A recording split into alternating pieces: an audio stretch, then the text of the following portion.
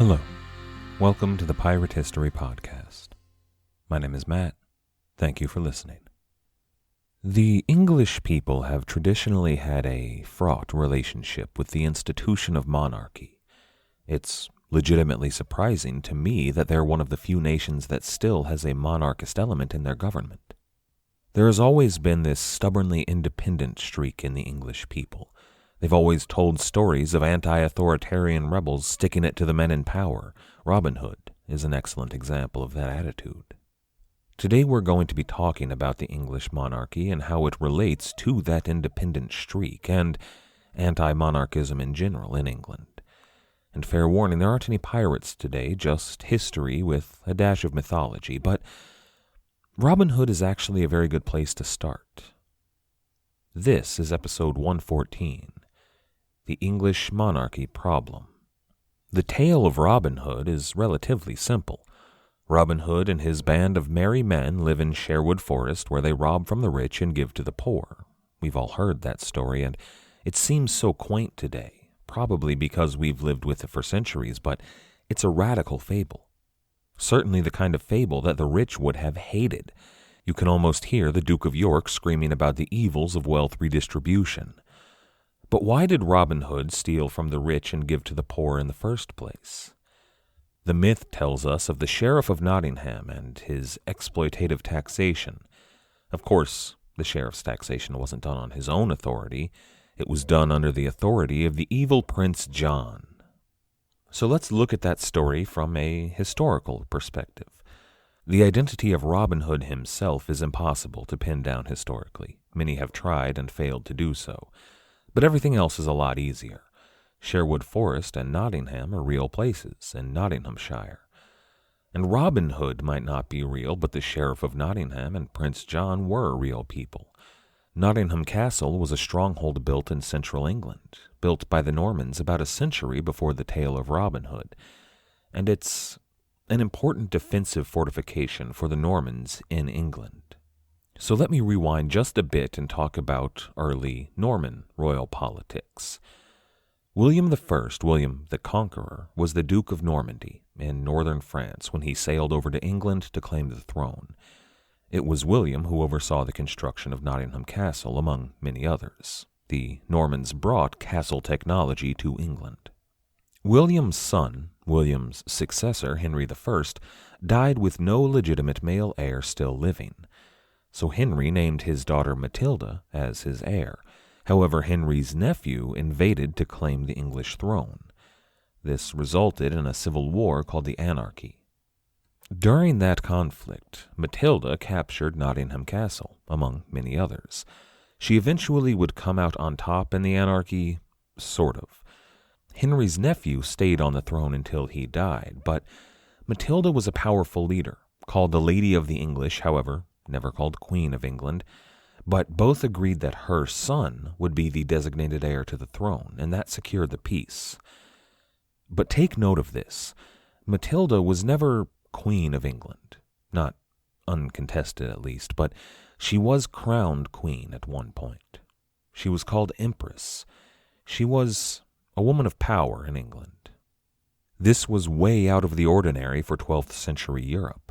France would ban this kind of behavior entirely, and it would cause huge dynastic problems down the line, but England would go on to have two queens back-to-back in the Tudor era, not to mention the current English monarch and a number of other queens. The Empress Matilda set a precedent in English monarchical law, or maybe an English monarchical custom. The best claim to the throne lied through the daughter. And even though she never held the throne in her lifetime, Matilda was the chosen leader of half of England. The English royal line would continue on through her children. She was, in all but name, the Queen of England, in a time when queens, at least queens without a king to tell them what to do, when they were unheard of. It did help, however, that the Empress Matilda brought powerful allies and lands to the crown through her husband and passed them on to her heir. Matilda's husband was Geoffrey Plantagenet, Duke of Anjou. He commanded Anjou and Aquitaine, which comprises nearly a third of modern-day France. Matilda and Geoffrey's son ascended the throne and became Henry II, King of England, Duke of Normandy and Aquitaine, Count of Anjou, Khaleesi of the Great Grass Sea, Breaker of Chains, and Mother of Dragons. He had a huge list of titles, much larger than any English king had had before him. Henry II was the great-grandson of William I, of the Conqueror, and he was heir to that Norman dynasty, of England and Normandy. However, he was now the first king of the dynasty known as the Angevin or Plantagenet dynasty. They were called Angevin because of their lands in Anjou and Plantagenet because of his father's house's name. Through his mother's line, he ruled England and Normandy. Through his father's, he ruled the western half of France. Through conquest, he claimed parts of Scotland, Ireland, and Wales. This was the dawn of the modern English monarchy.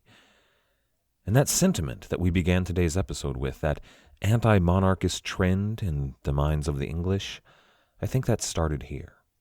Well, it probably started with William I, but I think it solidified here, became part of the English character here.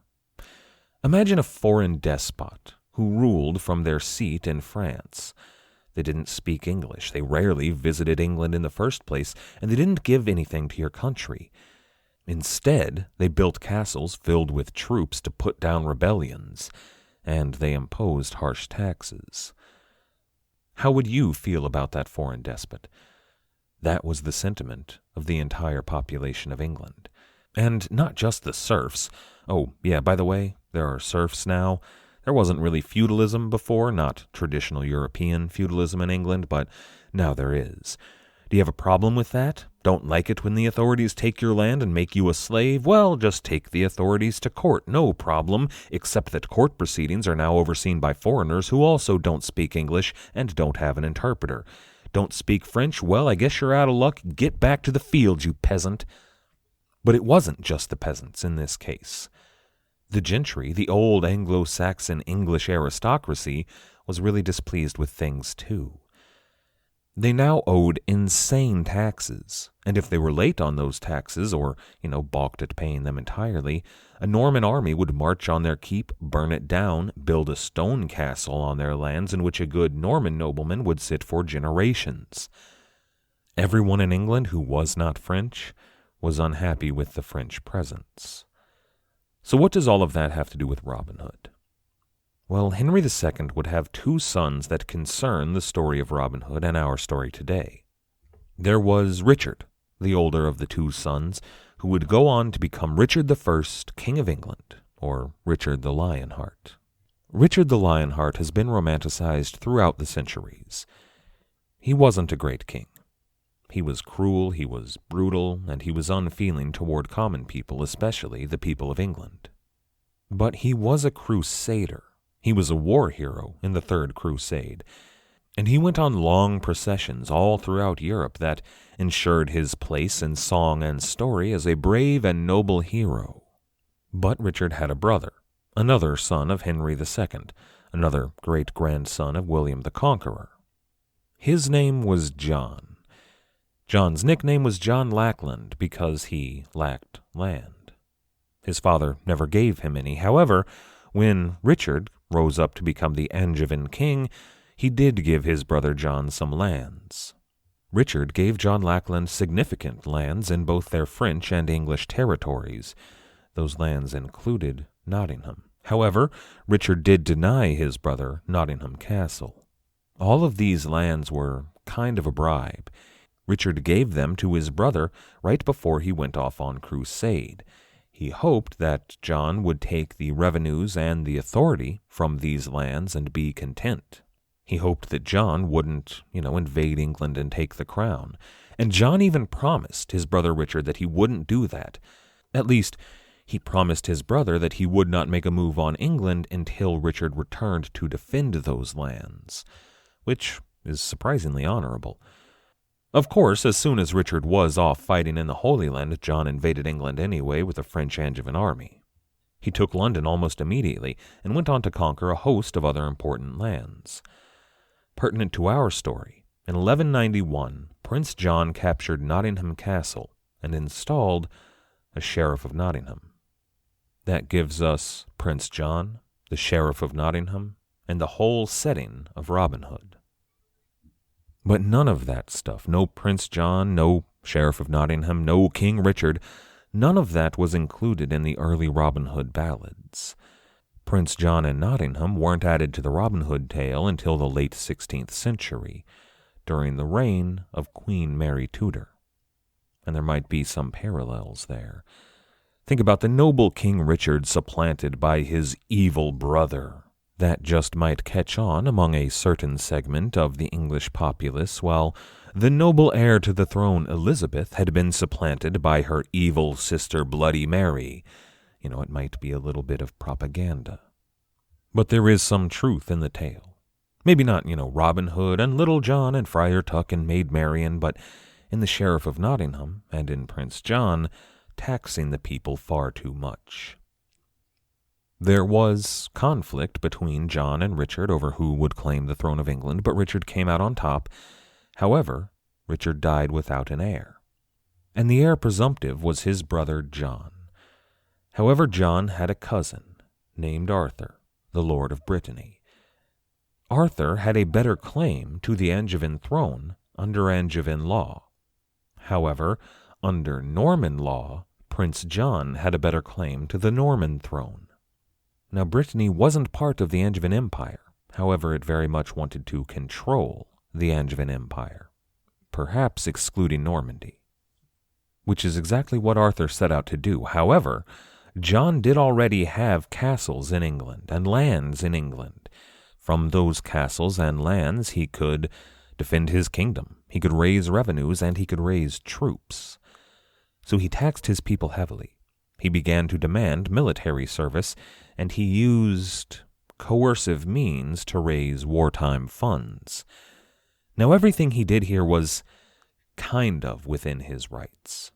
He had the right to raise emergency funds and levy armies, but that was supposed to be in defense of the Kingdom of England. And Arthur was threatening invasion of England, so he did institute those policies. But Arthur didn't really invade. At least, he didn't invade England. But did Prince John give those funds back and send the troops home since the threat never materialized? Of course not. He sent them to Normandy, where Arthur did invade. And it wasn't just Arthur and Brittany invading Normandy. The king of the Franks, over to the east of Normandy and Anjou, the ancestor of the kings of France, was also invading Normandy. The Angevin Empire, everywhere except England, was being invaded from two sides. Now, John fought campaign after campaign in this two-front war in Normandy, but he did so largely with an army made up of English men and English money, and that army was losing. John lost most of his ancestral holdings there in modern France, and many consider this war the end of the Angevin dynasty. They continued to hold on to Aquitaine for a while, but John lost Anjou. Therefore, should he be an Angevin king? Other historians might wait until about 100 years later to claim an end of the Angevin line, but still others would claim that we shouldn't refer to the Angevin dynasty at all, that instead we should talk about the Plantagenet dynasty. The House of Plantagenet was, after all, the noble house of King John, of King Richard, of their father Henry, and it would be the house of their heirs who would rule for another century. But still, traditionally, the Angevin dynasty of the House of Anjou and the Plantagenet dynasty are traditionally separated here. Now, since his French lands were lost, John had to lean even harder on the English people. The lands that were the personal property of King John, lands like Nottingham, those were taxed incredibly harshly. Many people in those lands did turn to banditry. In fact, there was a trend that would come into prominence in France about a decade or two later that started during this period. There were groups of brigands that turned into groups of organized brigands, and they turned to practices that we might find familiar on this show. They would march in and capture towns. They would ransack the towns for any goods of value, and then they would hold the town and her people for ransom. Stories like that don't make for pleasant folk tales, like Robin Hood, but These raids did look a lot like what the later buccaneers would do, only these ruffians would travel on horses instead of ships.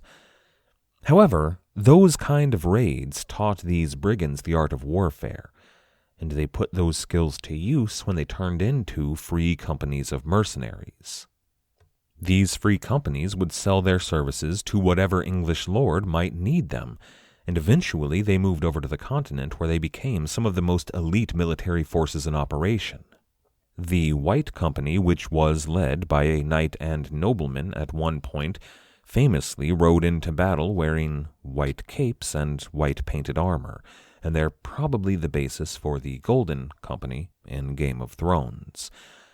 But many of these groups that became some of the most famous military organizations in Europe, well, they originated in regions that originally belonged to King John. Many of those groups began as parties of highwaymen in places like Nottingham that operated usually in forests. There were almost certainly bandits operating in Sherwood Forest during the time of King John who were being fought by the Sheriff of Nottingham.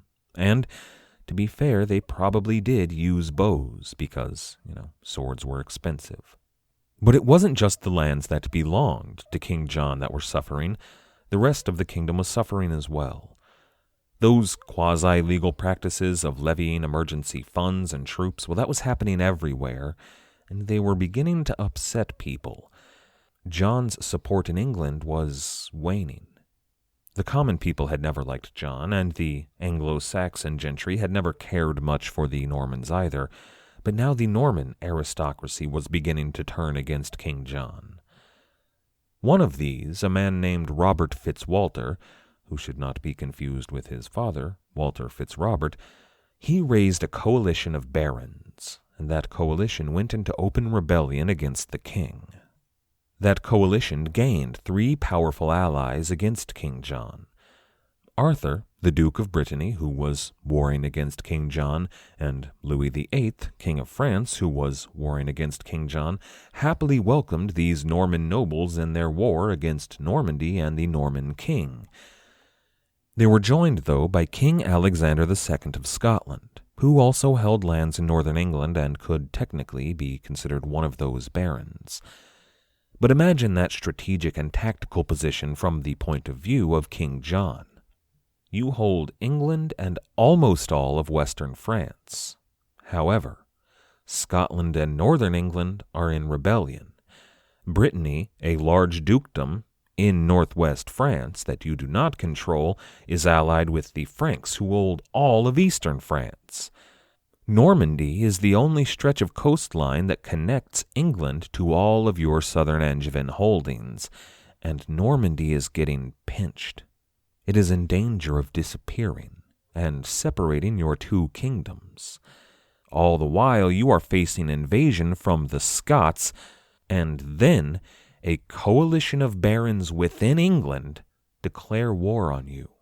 And these aren't some up-jumped Anglo-Saxon earls. No, these are Norman barons that supported you in your claim for the throne, that had supported you in your war against Arthur of Brittany and Louis of France. These were men who you needed on your side, but John had been spitting on them for years. So these barons stopped paying their taxes and started capturing castles. Strategically speaking, it was kind of like, you know how when you overdraft at the bank, some banks will charge you money for that overdraft? It's like, oh, I didn't have any money, so now I don't get lunch. Now, thanks to the bank, I have extra negative money, so thanks for that. That's what was happening to King John here.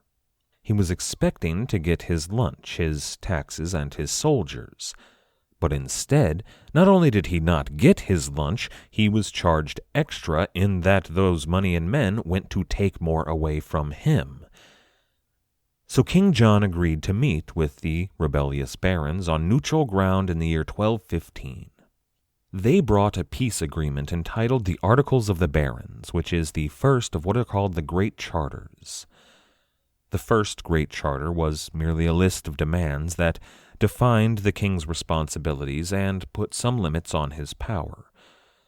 However, it also included a clause in which a coalition of 25 barons would have the legal right and responsibility of regal oversight.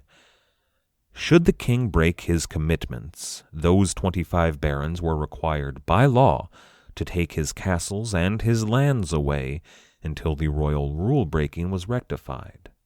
Not only that, the 25 who were to make up that body in 1215 were the most radical among the barons. All of this was a problem for the king. John did not like this. However, the barons demanded that he sign the agreement if he wanted any sort of peace within England. John didn't have much choice here, so he signed the Articles of the Barons, and the oaths of fealty from his rebellious barons were re-sworn. And now that he had a moment's peace, John was able to turn around and deal with his enemies on the continent.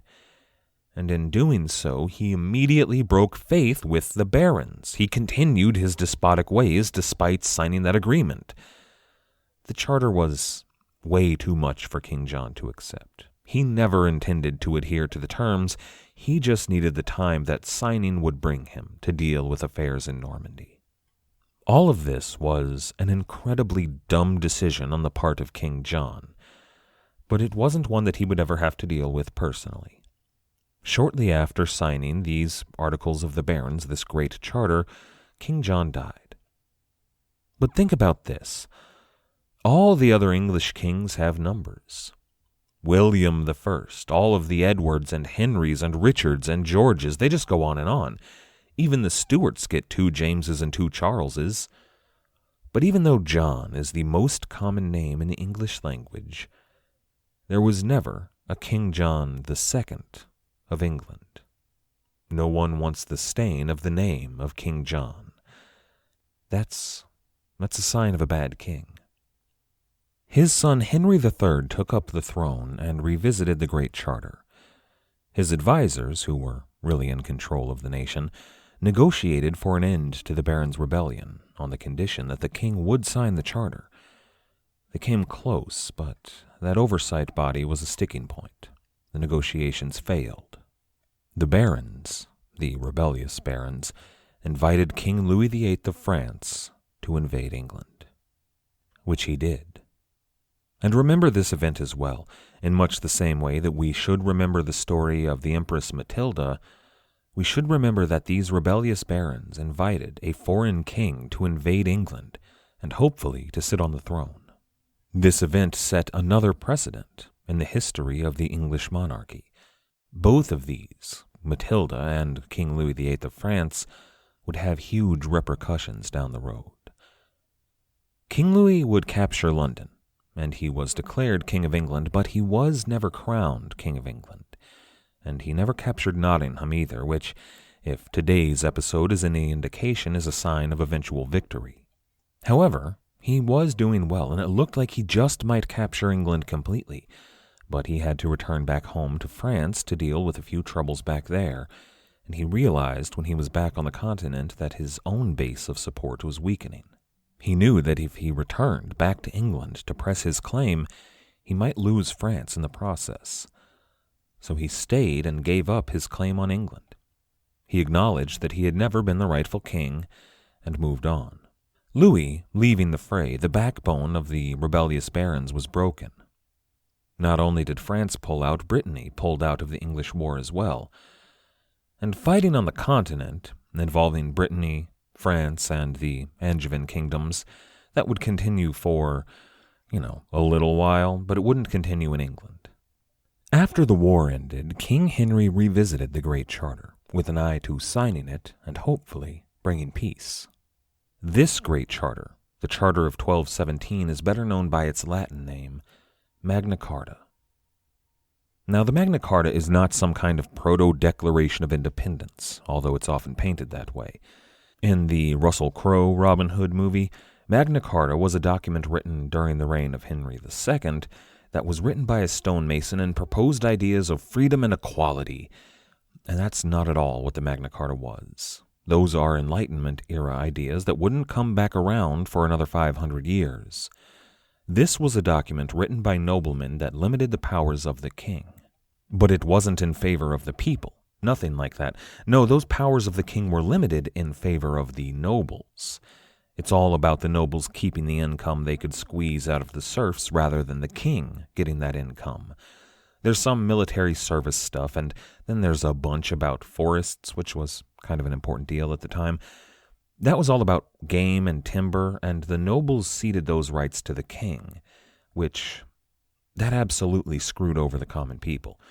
People who relied on those forests for game and timber, well, now they would be executed for taking either of those things. Both elements are tied in to the Robin Hood and the Sherwood Forest myth. And the story of Robin Hood and the Magna Carta are closely intertwined all throughout. Robin Hood, the figure of legend, and the Magna Carta, an actual legal document, they share a place, almost a place of myth, in the independent, anti-monarchist mythology of England. However, the bit about the forests in Magna Carta was rectified by Edward I, or Edward the Longshanks. He modified Magna Carta into the version that would eventually be codified into English law to revise that bit about the forests. He needed to appease the people to pay for a war. Now, Edward I, the Longshanks, was the grandson of King John. He was the 5th Plantagenet, and he was the great-great-great-great-great-grandson of William the Conqueror. And his policies would set the stage for the next century of English royal politics. Edward the Longshanks was well known for his policies intended to extend English authority into Scotland. That's the story of William Wallace and Robert the Bruce. Just go watch Braveheart, only remember that they didn't wear kilts. But all of that, the whole Scottish story, was a sideshow to what was happening on the continent. Edward was continuing his grandfather's attempt to reconquer their ancestral lands in France. This war had been ongoing for some time. It's the war that Edward I modified the Magna Carta to pay for. It was called the 100 Years' War, and it dominated European politics for over a century. And in some ways, it minimized that mythological, English, anti-monarchist sentiment. Perhaps the Magna Carta had quite a bit to do with that as well, but more than anything else, it brought together the Anglo-Saxon nobles and the Norman nobles, who were at this point a uniquely English nobility. However, Magna Carta would occasionally be cited whenever a king overstepped their power. It came up for Edward I, and it popped up every few Plantagenet kings. Some noble might say, hey, wait a second here, remember the Magna Carta? But it never came about in a truly consequential way. By the time the last Plantagenet king, Richard II, died in the year 1337, Magna Carta was little more than an old, outdated relic. This might not have been a great thing. See, Richard II died without an heir, and they had to actually go back a couple of generations to find an heir that was suitable, and they found him in the House of Lancaster. Edward of Lancaster was a legitimate heir to both the Norman line of William the Conqueror and the Plantagenet line of Henry II. Of course, Edward of Lancaster was not the only legitimate potential heir. Another noble family, the House of York, also had close ties to both the Norman and Plantagenet lines, and the House of York wanted the throne for themselves. This resulted in a series of civil wars that immediately followed the 100 Years' War, called the Wars of the Roses. Now, we don't need to talk much about this era, much like we didn't really need to talk about the 100 Years' War. However, a quick bit of background. Game of Thrones, for example, was famously influenced by the Wars of the Roses. Houses Lancaster and York are mirrored by houses Lannister and Stark. With that in mind, we can brush right past the Wars of the Roses and assume that they involved dragons and ice zombies. But actually, Game of Thrones does kind of play out like the end of the Wars of the Roses. The real wars ended when Henry VII, a nobleman with both Yorkish and Lancastrian parents, ascended the throne, brought those houses together, and became the first of the Tudor dynasty. His son, Henry VIII, of course, reminds one of Robert Baratheon, large, drunk, jovial, and fond of executions. His diminutive son took up the throne after his death, but that son... Oh, well, I had a joke here about the Sept of Baelor burning up, but that seems in poor taste in light of what just happened to the Cathedral of Notre Dame. However, Henry VIII's daughter, Queen Mary, Bloody Mary, married a foreign king, and terrorized England, which could be a mirror for Cersei Lannister. And Henry's other daughter, Elizabeth, was a beloved and beautiful ruler that never married and oversaw a war that ended in a long and just peace. What I'm saying is, Cersei dies, Dany gets the throne, and Jon Snow sails off with Theon and Arya to find out what's west of Westeros. They find the New World, commit some dashing piracy, and circumnavigate the globe. I'm just saying here, Jon Snow is a secret Targaryen, right? Targaryens love dragons, right? Dragons are also called drakes. Sir Francis Drake. You see what I'm getting at? It's been in front of our noses the whole time. But that's enough Game of Thrones talk. During the years of the Tudor dynasty, there wasn't much talk about the Magna Carta either. It was an artifact, and an unimportant artifact because those were mostly good years for England. But Elizabeth died without an heir, and the House of Stewart ascended the throne. And with that event, everything changed. Now, we have talked at length, several times in fact, about the reigns of James and Charles I. We don't need to talk about the English Civil War and Cromwell and the Protectorate. Not again. However, we begin hearing all this buzz about the Magna Carta once again. And looking at the circumstances, it really does make sense. Charles levied heavy taxes that were technically within his rights, strictly speaking, but they stretched the bounds of legality. He used emergency wartime powers to build his wealth and his strength and his navy. But he used them when there wasn't an actual wartime emergency, and he did it over and over again. You can see the direct parallels between the actions of King Charles I and the actions of the old Norman king, King John. Noblemen, and they weren't called barons any longer, but they began talking about the Magna Carta once again, and they began looking at what they saw as their potential legal responsibility to check his power.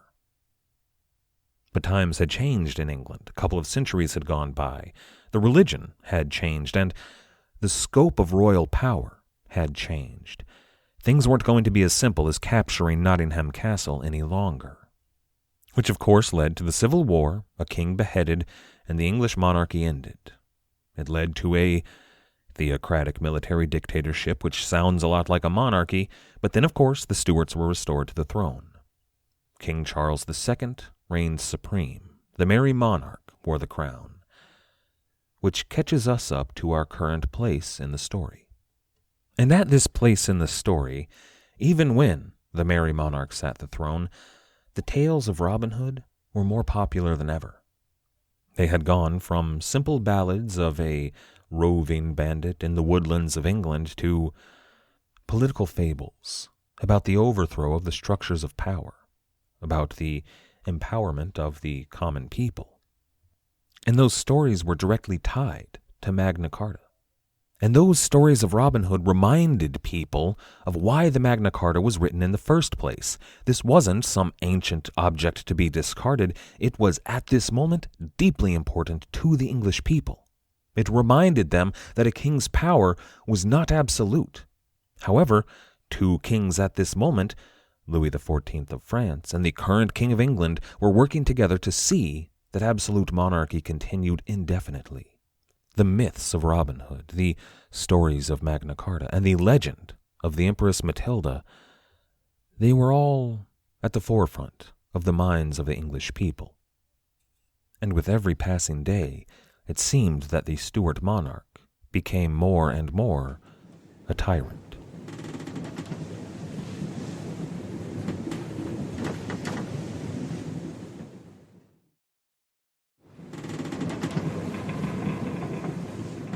Last time, we talked about the English monarchy and the fraught relationship that institution had with its people. We left off with Charles II, King of England of the Stuart dynasty. It's the Stuarts that concern us today. Charles II was the third Stuart monarch to sit the throne of England, but his family held more than just the English throne. They were also the monarchs of Scotland, dating back to the 1300s. Now don't worry, we're not going to talk about the entire history of the Scottish throne, but we will be talking about the Scottish. Not only the Stuart dynasty, but the Stuarts' relationship with the Scottish people, as well as their relationship with the French and the English. This is episode 115, The Killing Time. A reasonable place to start this discussion is Robert the Bruce and his nemesis Edward the Longshanks, Hammer of the Scots. No, I'm not going to devote a lot of time to Robert Bruce, but you should. If you want a great tale of a rebel who fought alongside William Wallace, who engaged in political intrigue and political violence, who killed his rivals in one-on-one combat, and was excommunicated for doing so, you should read about Robert the Bruce. It's the Middle Ages in all of their dirty, violent, uncompromising glory. But what's more important than his personal story is his and Scotland's relationship with France and England. The Bruce rose to power during the First War for Scottish Independence, which began when the Scottish nobles, including Robert Bruce, did two things. They deposed their king, who was a toady of Edward the Longshanks, a man named John Balliol, but then those nobles went on to sign an alliance with the King of the Franks. This was separate from the Franco-Scottish alliance we talked about last time, that alliance in which the Scottish nobles invited the Frankish king over to invade England. But this alliance here, well, it held for centuries. Today, the alliance is known as the Auld Alliance in Scotland, and it's the key to today's story. We're going to see it come up again and again. And we touched on this Scottish War of Independence last time. Mad Max, freedom, leprosy, that whole story. And actually, the leprosy thing is true, unlike the kilts. But in the end, Robert the Bruce came out on top. He reigned as King of Scotland and then died of leprosy. His son David I of Scotland, took the throne. Now both Robert and David stayed true to the alliance they had made with France. All this time the English were fighting another war over Normandy, Anjou, Aquitaine. They were fighting the 100 Years' War. Scotland would provide troops in that conflict, but more on that in a second. King David of Scotland died without an heir, and they had to turn to David's older sister, Marjorie, and to her son, Robert. Now, Marjorie had been married off to probably the second most powerful man in Scotland, William Stewart, High Steward of Scotland. And the similarity between the word Steward and the name Stuart is not a coincidence. The word steward is an Old English Anglo-Saxon word derived from the words sty and ward. It meant literally hall guard, but we might understand styward as warden of the mead hall. And we see analogues to that title all over Europe. Charles Martel was mayor of the palace before he founded the Carolingian dynasty. All it really means is prime minister, or the top political official and lieutenant to the king. In Scotland, the styward or the steward was an office founded by a Breton knight that was fleeing the anarchy. Remember Matilda from last time? And that knight established himself as the top officer in the king's councils. He was named Steward, and his descendants kept that title. They became one of the most powerful families in Scotland, known as the Stewards, and then later on as the Stuarts. When King David died in 1371, his nephew Robert Stewart, High Steward of Scotland, took up the throne, and the Stuart dynasty was born. And it's worth noting the way they spell their name. The early holders of the office of Steward spelled their name Stewart, but later Stuart kings would spell their name Stuart. Partly this might have been to distinguish themselves from stewards, since now they were monarchs, but I think partly it was due to the French influence. The story of the Stuart dynasty is long and fascinating, but we're not going to go into all of that today. I want to focus on the most important element to our story, the Stuart relationship with the French. When Robert Stewart, the founder of their dynasty, took up the throne, he was still a young boy, and the two men who were intended to lead the country in his minority were both killed.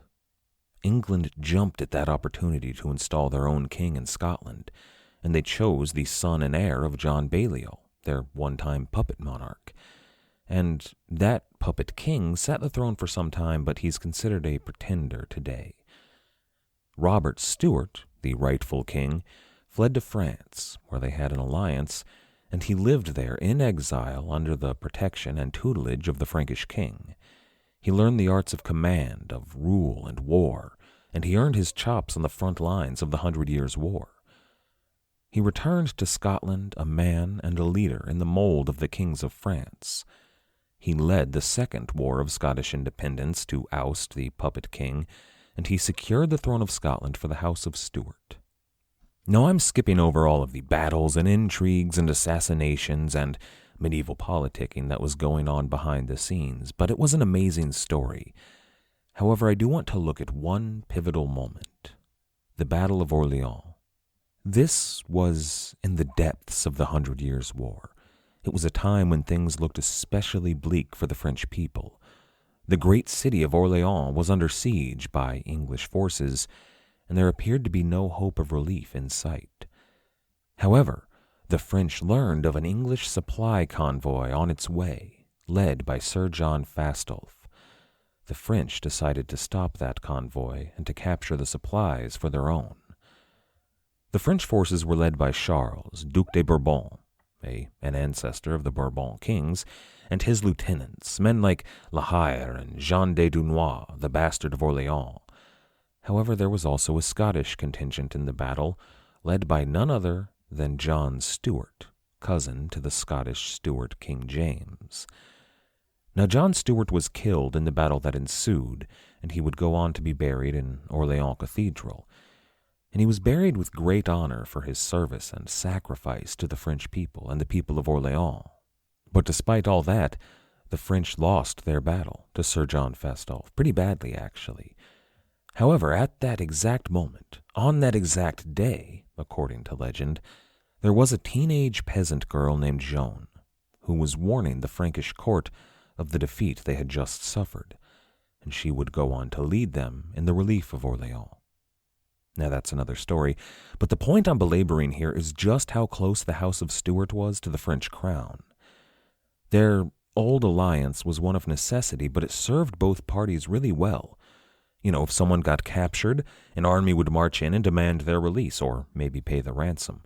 If someone suffered a defeat, boom, an army appears to replace them. Someone gets their country invaded, well, their ally would invade elsewhere to force England to pull their troops back to defend their home soil. It was a good alliance. It did suffer a few blows over the years. There was one Stuart king who tried very hard to curry English favor, and he even went so far to fight alongside the English against the French. But his son, also named James, they're all named James, but his son married off a sufficient number of Scottish ladies to French nobles and secured the Auld Alliance. Now let's skip past a number of generations. However, I do want to point out one thing about all of these Kings James. I don't know if the Scottish painters of the era were just really bad at their job, and that might actually be the case. They were probably trying to emulate French styles, but, they were new to it. Or if there was some sort of Habsburg level of inbred royalty here. In all of their official portraits, their eyes point in totally opposite directions.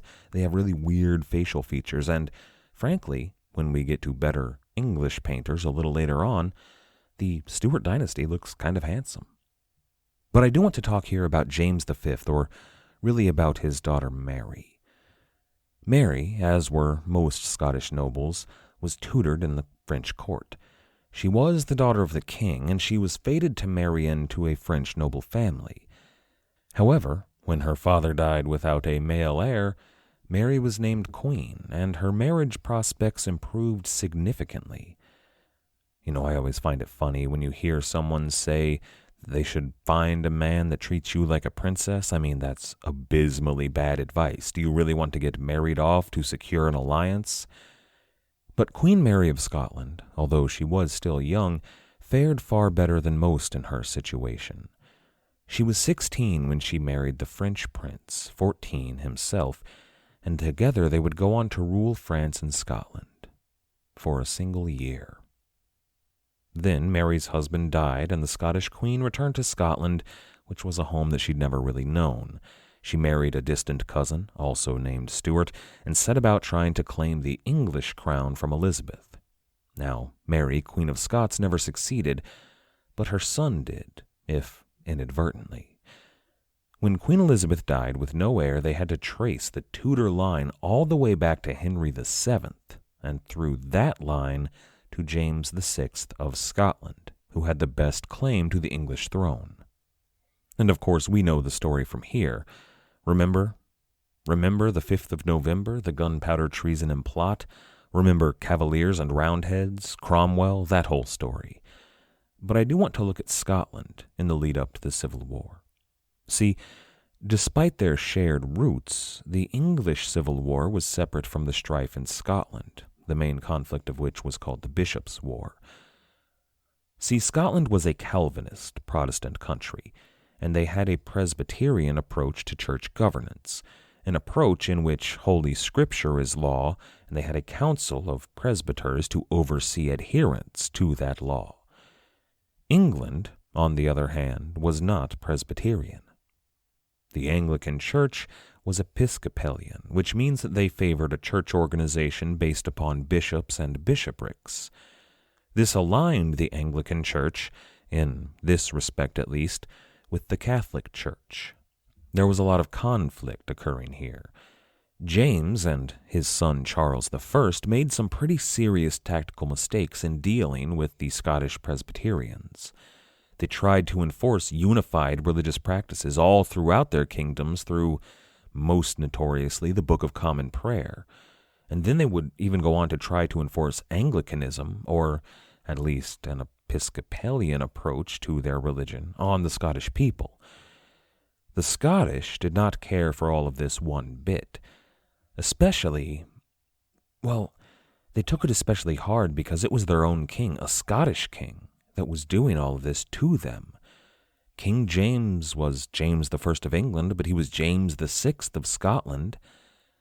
However hard the Stuarts might have tried, England and Scotland were not yet a united kingdom, but I can sort of feel for King James and King Charles here. Whatever mistakes they made, and they made a lot, well, they were walking a delicate tightrope. If they favored the Scottish, their homeland, they would be branded foreign usurpers on the English throne, but if they were to favor the English too much, they would be labeled traitors to their Scottish roots. There was no winning for them. Civil war was inevitable. During the English Civil War, the people of Scotland, or really the nobles of Scotland, entered into an alliance with parliamentary forces. That alliance was called the Solemn League and Covenant. That alliance sent Scottish troops into England to fight the forces of the king, a king that they saw now as thoroughly English. It also guaranteed Scottish independence and freedom to practice their Calvinist Presbyterianism. That's really what the Scottish wanted. And of course, the Stuarts lost the English Civil War, thanks in large part to Scottish intervention at the Battle of Marston Moor. And Charles I, King of England, lost his head. But this is key here. Once the Commonwealth was instated, Cromwell betrayed the Solemn League and Covenant that the parliamentarians had signed. After all, he was a Puritan zealot. It was in his nature. So the Scottish Covenanters, as they would go on to be called, signed another treaty. This was actually also called the Solemn League and Covenant, but it's more well known as the Treaty of Breda. They signed that with the king in exile, Charles II, son of the beheaded king. The Scottish nobles swore to support Charles II in his restoration only if the king would swear to defend their freedom to practice Scottish Presbyterianism. And that's all they really wanted. And the king did so. Charles II signed the Treaty of Breda. But he did so in the court of Louis XIV, where he and his family, including his younger brother James, were currently living in exile.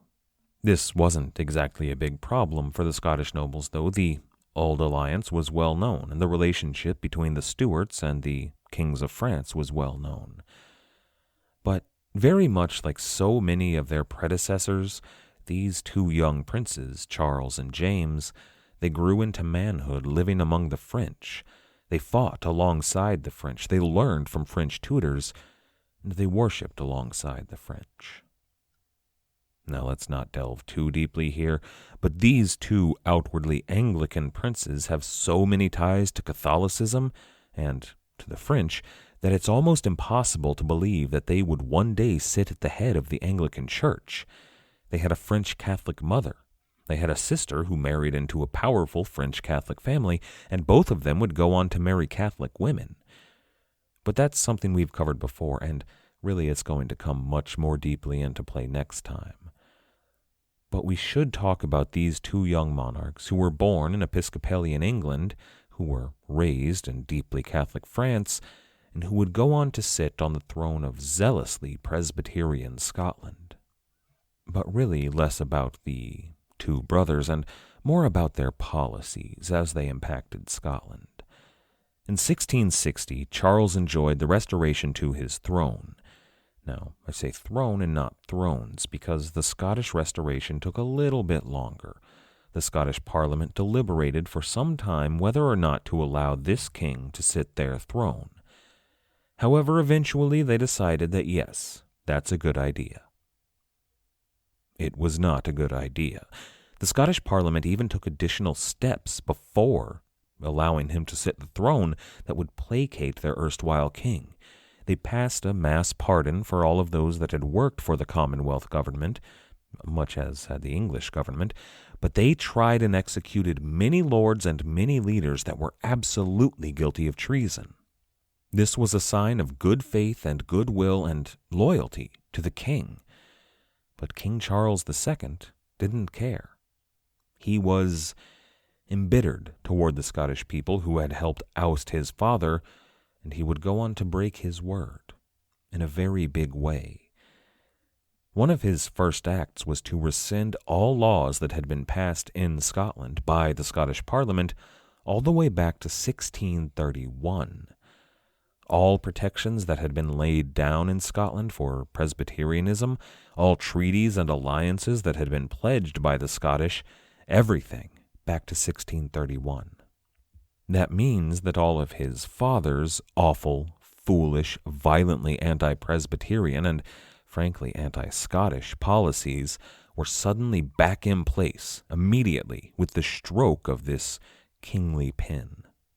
English-style Episcopalian church doctrine was forced back into place, and it was defended by regiment upon regiment of Scottish royal troops.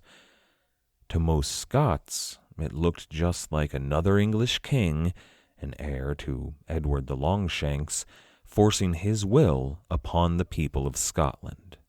The Stuarts may have been from Scotland, but this was an Englishman and a Frenchman. Suddenly, for some reason, all around Scotland, minstrels were singing ballads of William Wallace and Robert the Bruce. In alehouses, men were decrying the evils of the house of Stewards who never should have sat the throne in the first place. After all, they were only stewards. And in Scottish churches, parishioners were showing up wearing all black. You see, they had to attend those services. Legally speaking, they were forced to attend. If they failed to do so, they would wind up with fines and potentially even imprisonment. So they would attend those services dressed in black, and they would sit quietly, never praying or bowing their heads.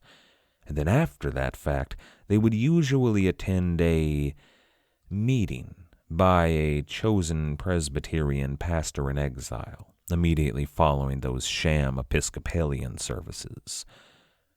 But imagine for a moment that you are one of those Scots.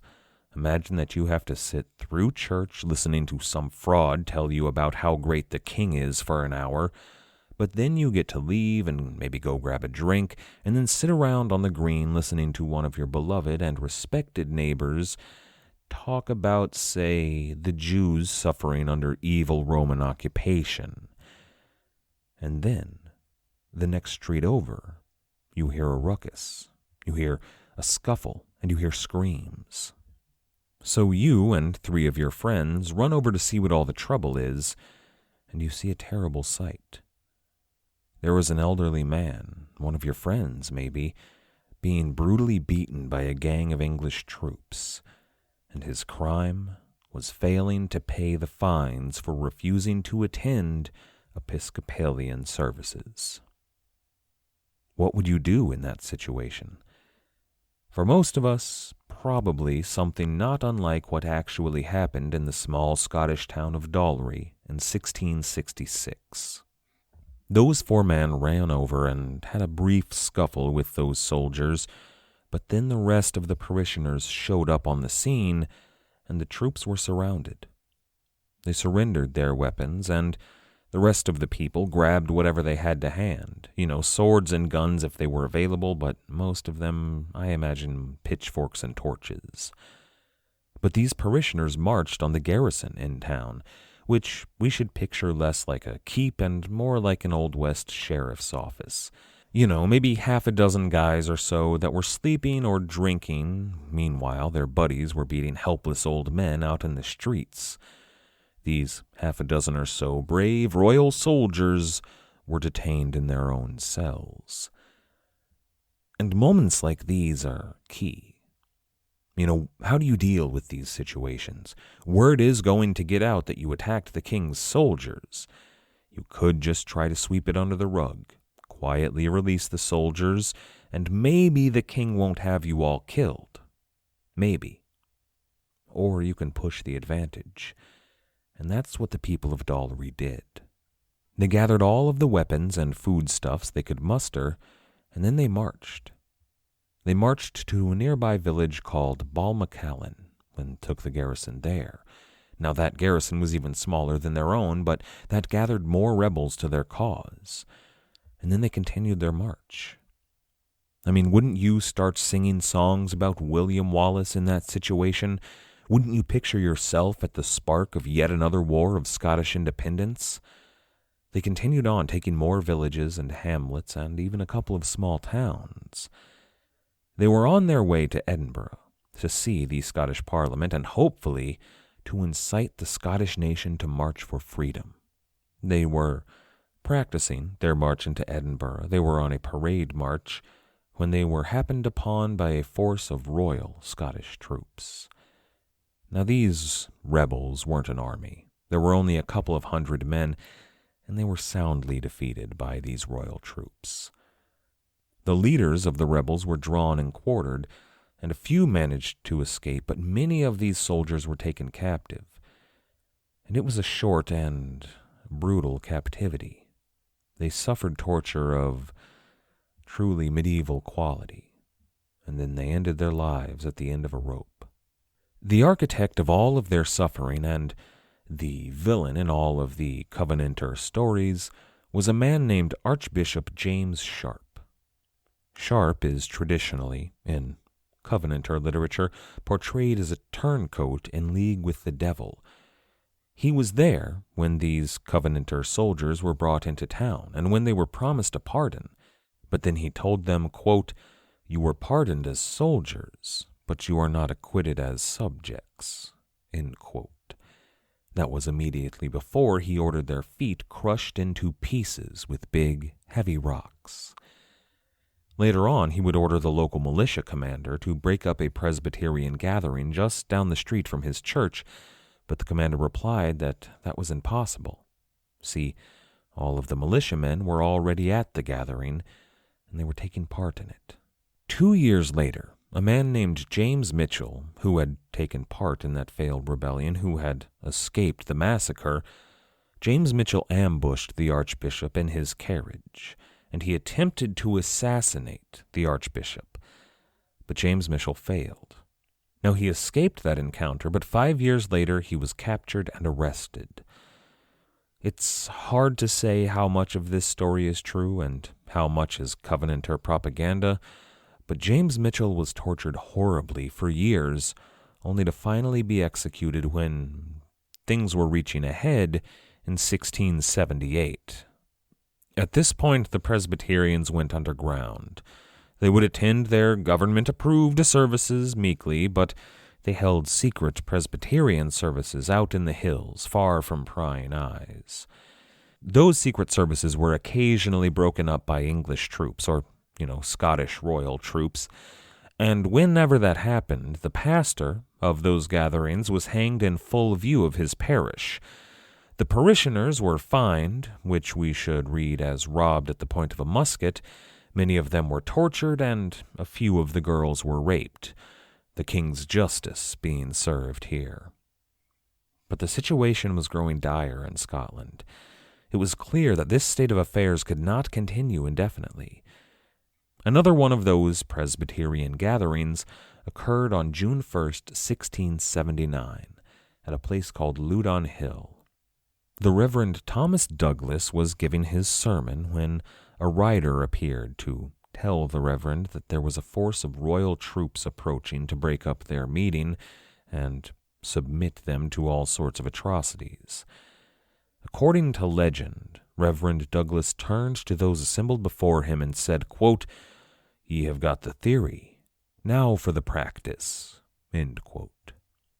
See, these assembled churchgoers were not there for old-time religion, or rather, they were there to break some very serious commandments in defense of their religion. I do wonder if some of them accidentally let slip to a few key ears exactly where they were going and what they were doing. We do know that when they went armed. When the royal troops showed up with a much larger force, the parishioners were already in position behind a swampy bog named Drumclog, which I promise is real and not from Harry Potter. But the troops, the English troops, would be unable to advance through that bog. Now the two sides sat on either side of the marsh and traded fire, but the Covenanters held their ground, and the Royalists were unable to advance on them. The Covenanters had 200 soldiers, or somewhere thereabouts, but they were smart about it. They had a natural defensive fortification which they put to excellent use, and then they had 40 horsemen, a force of musketeers and pikemen, and 2 reserve units of infantry. For example here, let's say that you had an army of, relatively speaking, that same makeup, and let's say that you had to defeat an army of, hypothetically, undead ice monsters intent on the destruction of all mankind. Let me break down for you exactly what you don't want to do here. First, you don't order your horsemen to charge the defensive line of the enemy. That's not what horse are for, at least not until the end of a battle. That's how horsemen and horses, which are expensive and valuable, that's how they die. I don't care how cool it looks when their flaming swords go out one by one. That's not what you do with them. Second, and this is key here, if you have a defensive fortification to use, be it a bog or, say, hypothetically, a flaming trench, you don't want to stand in front of it. I know it's complex here, but you stand behind the defensive fortification. You keep that between yourself and the enemy. Otherwise, that defensive fortification is stupid and useless, and I don't care how cool it looks. Third, you don't not use your artillery. You spent time building it in the first place, so why not, fire it? Why don't you fire it on the enemy from afar for as long as you are able to do so? Then, when the enemy begins to advance, when they're committed to the attack, that's when you use the cavalry. You harry their flanks to push them into your defensive fortification, and the shield wall, which is behind the defensive fortification, will guard anywhere that they begin to cross the fortification, anywhere it fails. Then you move in your reserve infantry to hold that formation that your horsemen created, and this is key, you continue to fire on the undead ice monsters. Or, the English, since that's who we're really talking about here, but you hammer away at them with the artillery until they're either dead or retreating. Sending your horse off to die uselessly, putting troops in front of your fortification, placing your artillery in front of your fortification, your ranged units in front of a fortification? What are you thinking? That's how you lose a battle against superior numbers and doom humanity to the long night forever. At least that's how that should work if you weren't concerned with how cool it would look. And if you want proof that a defense like that is meant to fail, look at battles all throughout history that had that same makeup and succeeded. Look at the Battle of Drumclog. The inferior Scottish numbers harried the troops into the bog and their pike wall, and then fired on them with artillery and musket fire until the Scottish royal troops surrendered. And then both sides pulled back and spent a few weeks gathering their resources. Now, these Scottish soldiers were better prepared. They had lines of supply and communication, and they sent word to like-minded people all over the region, and this region of southern Scotland was deeply Presbyterian and anti-English. In only a few weeks' time, they had a camp of 6,000 soldiers awaiting orders on the south bank of the Clyde River near a bridge called Bothwell Bridge. No, I'm not going to spend a lot of time building this battle up, making you wait 8 years only to end it with the single thrust of a dagger. No, I'll tell you the ending immediately. The Scottish lost, and the royal troops won. They had a numerical disadvantage in the battle even, and the English still won big. See, there was strife and division within the Presbyterian ranks. And even more than that, their conscripts were poor soldiers. Really, they weren't soldiers at all. Aside from a few veterans leading them, most of their 6,000 troops were farmers and craftsmen. And then beyond that, they were only moderately well supplied. This wasn't an army. The Duke of Monmouth arrived with 5,000 soldiers, and he pressed for the bridge. It was the only way to cross the river and rout the rebels. Now, at the bridge, the Presbyterians held their ground for about an hour. It even looked for a moment like they were going to push the enemy forces back, but then they started running out of ammunition. It was at that point that Monmouth pushed across the bridge, and the Presbyterian soldiers fled to a nearby estate where they were finally soundly defeated. Now, these soldiers were imprisoned, but they weren't all tortured to death. Instead, they had to make a decision about what to do with these maybe 3,000 to 4,000 prisoners. But a proposal was made by a man who has had his fingers in this pot and many other pots this whole time. George Monk, the Duke of Albemarle, was the architect of the Treaty of Breda. He was the man most behind King Charles II's restoration, and he had vast interests in 2 colonies in particular, Virginia and Jamaica. And right at this very moment, Jamaica needed men to man their garrisons and their Coast Guard ships.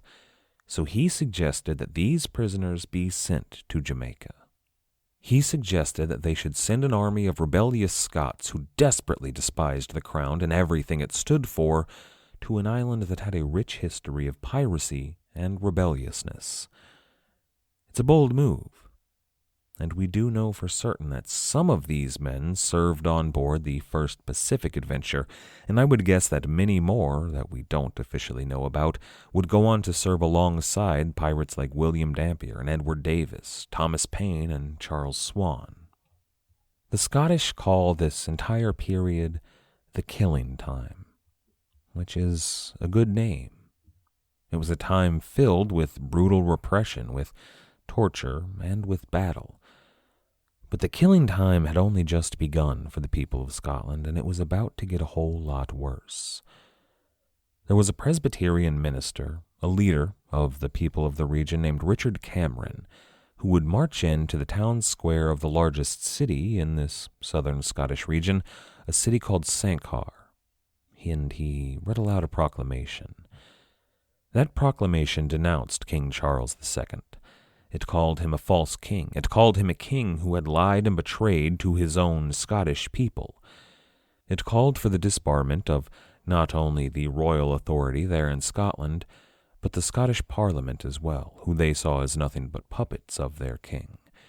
It called for a return to the, quote, true Protestant and Presbyterian interest of Scotland. This declaration was not unlike that made by Martin Luther. Only this declaration was also an open declaration of war. I mean, kind of. It wasn't backed by any nobles or officials, not really. There were certainly plenty of both that were sympathetic to the Presbyterian cause, but none of them had publicly backed this declaration. However, it was enough for the king and his privy council. They announced a new policy of allowing, countenancing, and supporting extrajudicial executions in the field. Remember how King Charles II made the Jamaica Proclamation that allowed extrajudicial killings of anyone suspected of piracy, anyone who traded with pirates or communicated with pirates? Well, he would do that in 1683, but that proved only to be a test run. They announced the same thing here in Scotland in 1685. These are totalitarian measures here, folks. These are the efforts made by kings who truly want to establish absolute monarchy in their realm. The royalists there in Scotland executed anyone that was suspected of Presbyterian sympathies. They hanged hundreds of peoples in town squares across the region, but those are only the ones that they wrote down. They left untold more lying dead in the fields of Scotland. It was a bad time. But it should be noted that the king who enacted this piece of policy was not Charles II, Stuart, King of England. Charles had always, he was the Merry Monarch. He wanted to rule over a time of peace and prosperity, and he always tried to be restrained, even when his policies were horrible. But his successor, his younger brother James, now James II, King of England, had no such compunction. It had been hundreds of years since the nobles of Scotland had begged the King of the Franks to invade England and become a new and hopefully better king. But 3 years after James II announced his plan to allow killings anywhere that it was deemed necessary, a similar request was made. Many of the most powerful Scottish nobles affixed their seals and signatures to a document that was begging another foreign king to invade England.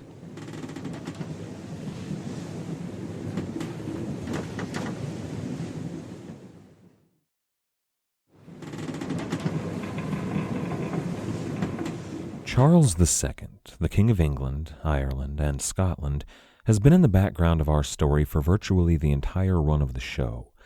He is the reason Port Royal, Jamaica is called Port Royal.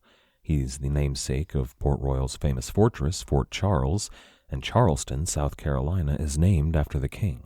His shadow looms large over the story of the Buccaneers in the Buccaneering Age, but I would argue that the consequences of his rule loom even larger over the story of the Golden Age of piracy. So who was Charles II? Today we're going to look at his reign. We're going to look at his virtues as well as his many faults and foibles. This is episode 116, The Merry Monarch. The story of Charles II begins during the Cromwellian regime. Cromwell and England under the Commonwealth were Puritan. Drinking, reading, and sex were all basically illegal under the Commonwealth, which leads me to wonder, what did people do with their time? The theater? Illegal. Gambling? Illegal. Christmas? Illegal. It sounds like a nightmare. However, when Charles was restored to the throne, everything appeared to change. He reinstated Christmas, which made everyone happy. He reinstated the theater and even took steps to make it far better. Mainly, he legalized women acting in the theater, which we can all agree made for better productions. Drinking? Oh, you betcha. The ale flowed freely in Charles's England, as did wine from France. Coffee became a staple of English life, and later on, tea was introduced via Charles' wife. And the sex? Oh yes. Charles II, and England under him, was very sex-positive, respectively speaking. The austere black dresses and headscarves women wore in Puritan England were replaced with free-flowing locks and plunging necklines and a scandalous amount of ankle. And don't worry, ladies, you don't get left behind here either. The black robes and tunics favored by Puritan men were replaced with fine linen shirts and very tight breeches. Think David Bowie in Labyrinth tight.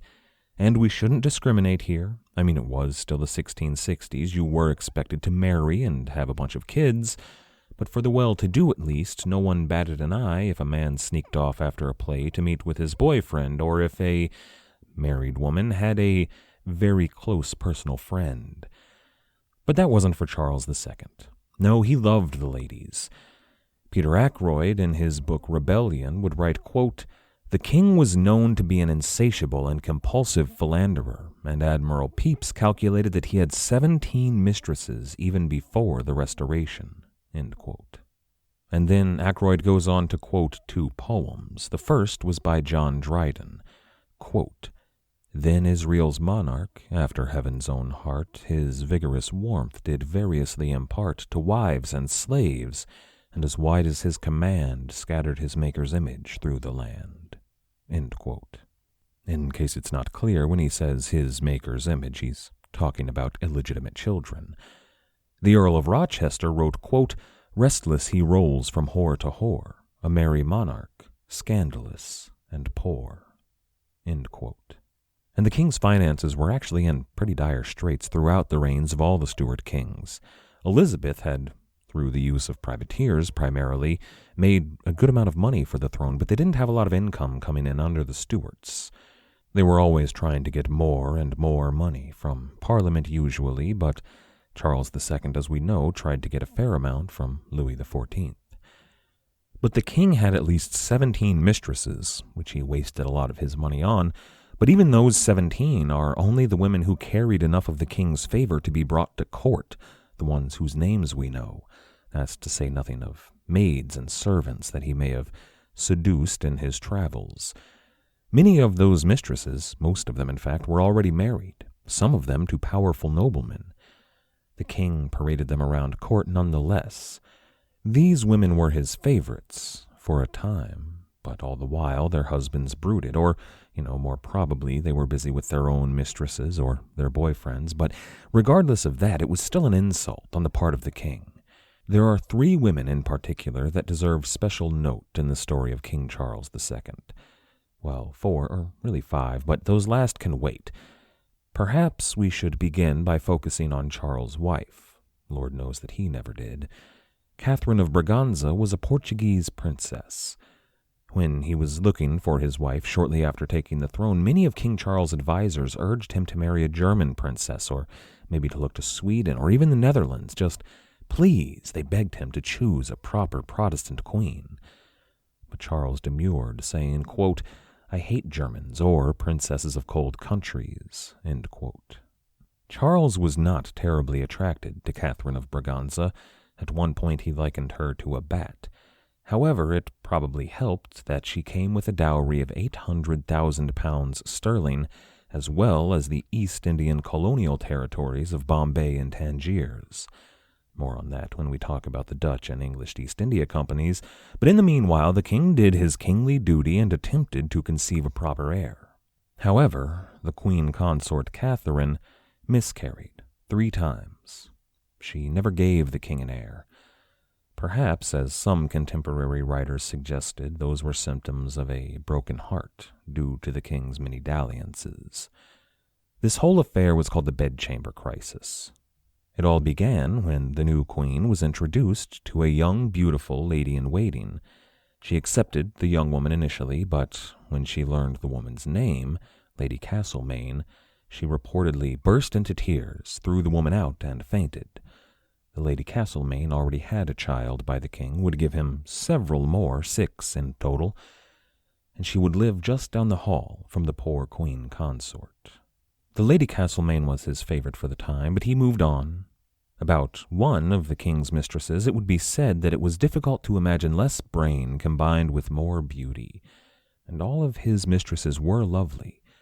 But the king admired wit and intelligence in his women. His queen was dutiful, and greatly loved the king by all reports, and his mistresses were all beautiful, but, well, they were all growing dull. And then 2 women appeared who could facilitate the king's needs on both fronts with beauty and intelligence. Nell Gwynn was the most famous of King Charles' mistresses.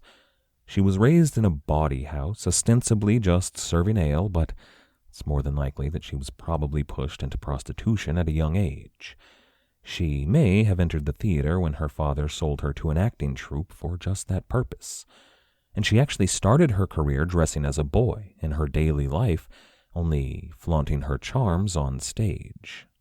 If she was one of the few women acting in the London theatre, you can see why she was so popular. There's something alluring about Nell Gwyn. Not just her looks, though she did have those in spades, but she had a sharp tongue and a savvy mind, and later on, even a philanthropic spirit. The people of England liked Nell Gwyn, I think largely because she was one of them. She was a low-born commoner, made good. It's all very Cinderella. For a time, Nell Gwyn enjoyed the king's favor. She enjoyed fame on the stage and the love of the people. But all of that changed when her rival appeared on the scene. According to gossip at the time, Louis XIV of France found a stunningly beautiful girl in his court.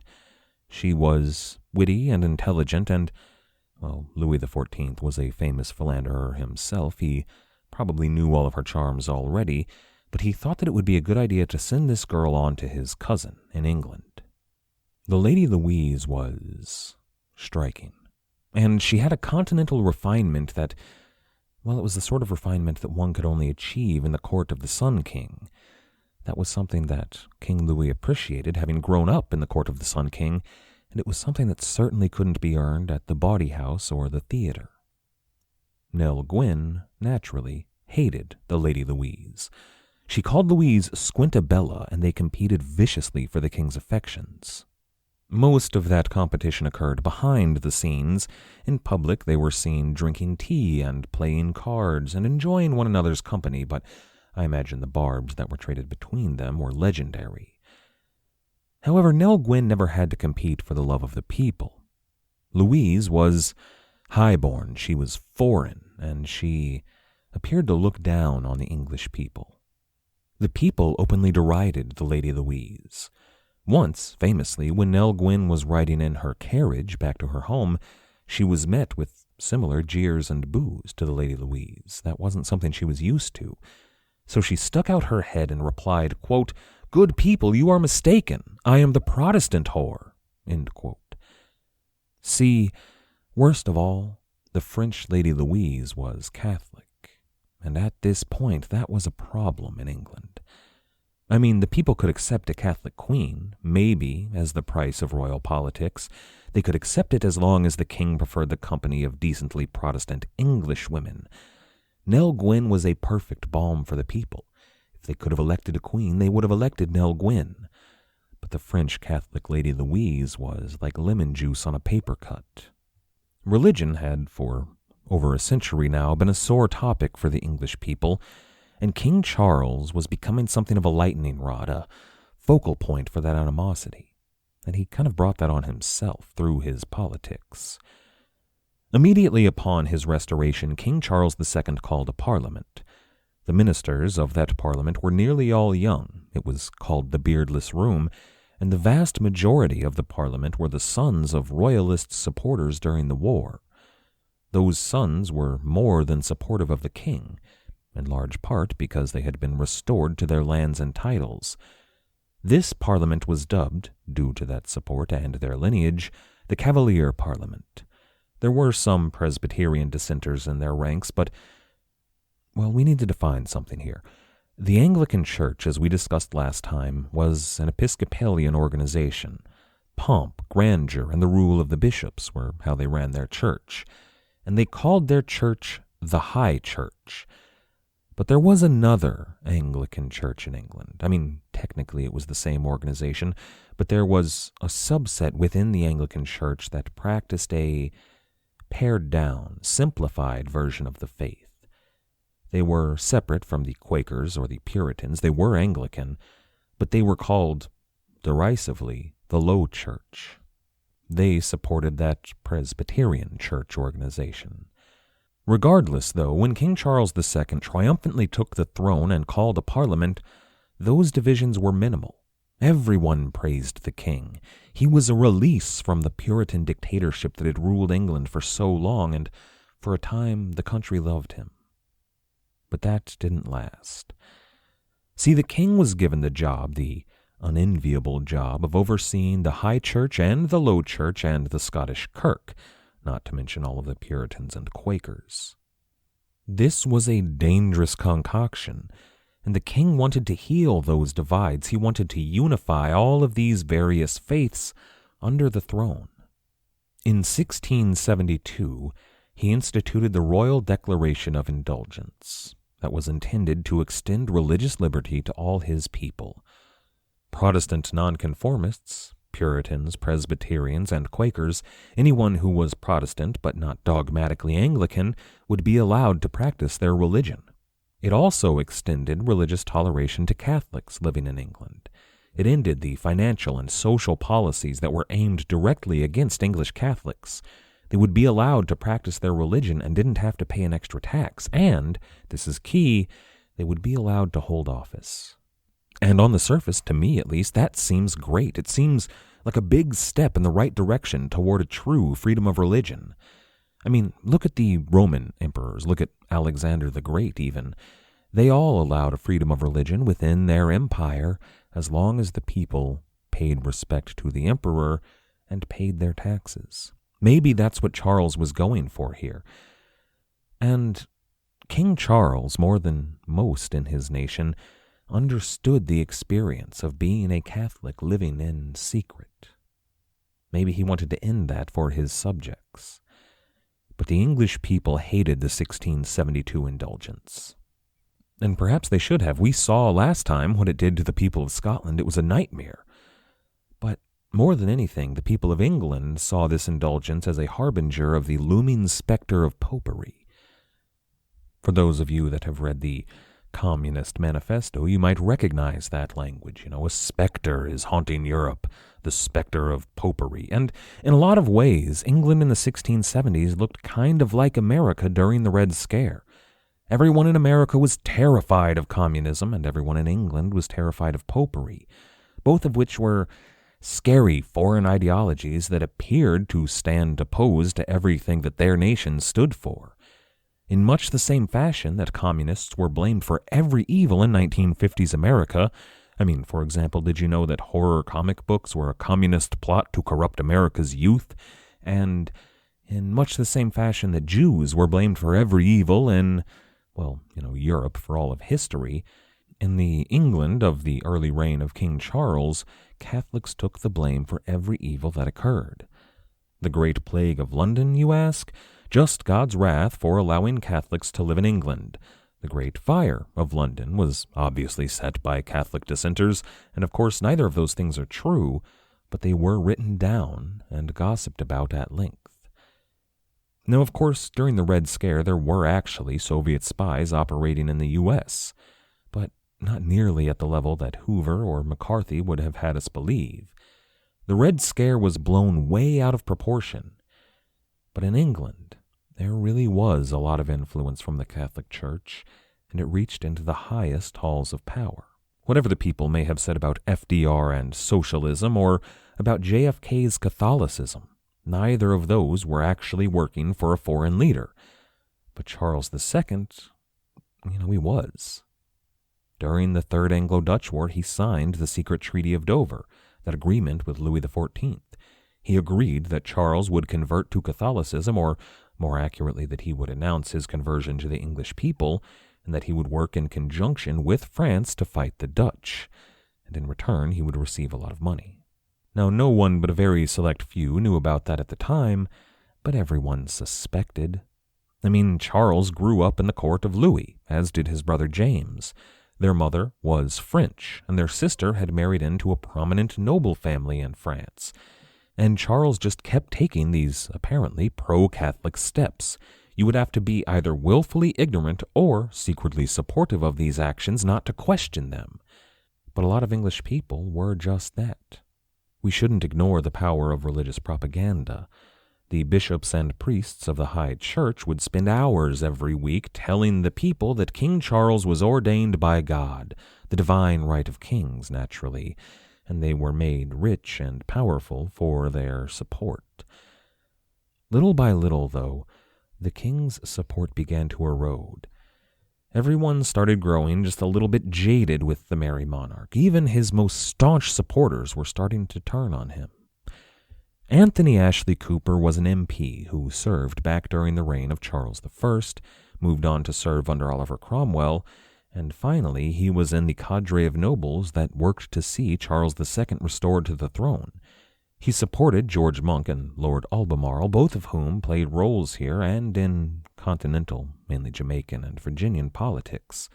And Cooper was also involved in all of those politics, though he had more of an interest in Carolina. For his good service, King Charles made Anthony Ashley Cooper the first Earl of Shaftesbury, which is how we will refer to him from now on, and he was raised from the House of Commons to the House of Lords, where he served faithfully. Do you remember the Cabal of Charles II? That's something that we talked about a long time ago. They were the Privy Council to the king, and their name was a derisive play on words. It inferred nefarious motivations, but it was also an acronym for the 5 lords who sat on the Privy Council: Lord Clifford, the Earl of Arlington, the Duke of Buckingham, Anthony Ashley, and the Duke of Lauderdale. Cabal. The Cabal was deeply divided on the 1672 Indulgence. Shaftesbury openly protested in front of the Cabal and the king. The Lord Keeper of the Great Seal, which was an important office in the royal household, resigned in protest rather than affix the seal to that document. It nearly tore the Cabal apart. But in the end, they stayed loyal and continued to serve. They took no open action against the Indulgence, but the Cavalier Parliament did. These were the men who had been unbelievably supportive of King Charles at the Restoration, men who had been restored to their own lands and titles by the king, and now, less than a year after passing the Indulgence, the Cavalier Parliament forced the king to repeal it. And then they went way in the opposite direction. They passed the Test Act. The full name of the Test Act is An Act for Preventing Dangers Which May Happen from Popish Recusants. The test in question wasn't so much a test as an oath that was required by every English citizen taking office, anywhere from a sheriff to an MP. The oath read, quote, I state your name, do declare that I do believe that there is not any transubstantiation in the sacrament of the Lord's Supper, or in the elements of the bread and wine, or after the consecration thereof, by any person whatsoever. End quote. I'd like to quote Winston Churchill and his analysis of the effects of the Test Act on the Cabal. Quote, This purge destroyed the Cabal. Clifford, a Catholic, refused to forswear himself. Arlington was dismissed because of his unpopularity. Buckingham had a personal quarrel with the king. Shaftesbury had already voted for the Test Act and was the leader of the opposition. Lauderdale alone remained, cynical, cruel, and servile master of Scotland. End quote. And I should be clear, that purge didn't occur when the Test Act was passed initially. That happened in 1678 when the Test Act was strengthened to include not just sheriffs and MPs, but lords and members of the Privy Council and those who had their eyes on becoming king. The Cabal was over. But take particular note of one line that Churchill wrote there. Shaftesbury was the leader of the opposition. And you might be wondering, opposition to what exactly? And the answer is simple.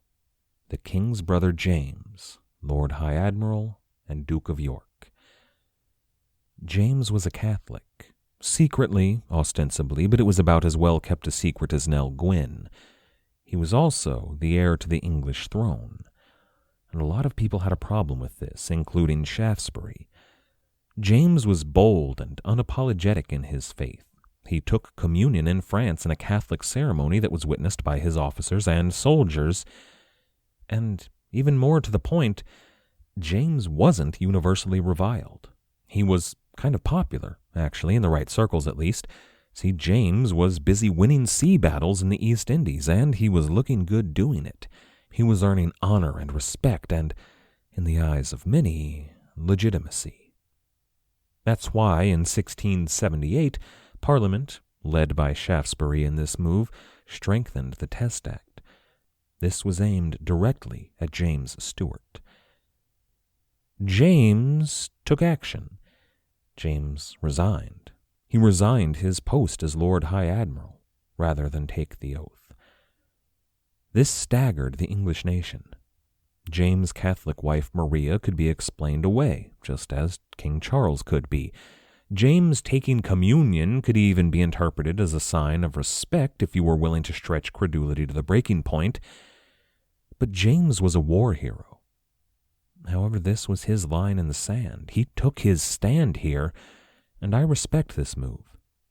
I think it's ridiculous that a Catholic would not be allowed to sit on the English throne today. I think the existence of a throne today is ridiculous as well, but that's neither here nor there. From a freedom of religion perspective, I see nothing wrong with James announcing his Catholicism and keeping his post.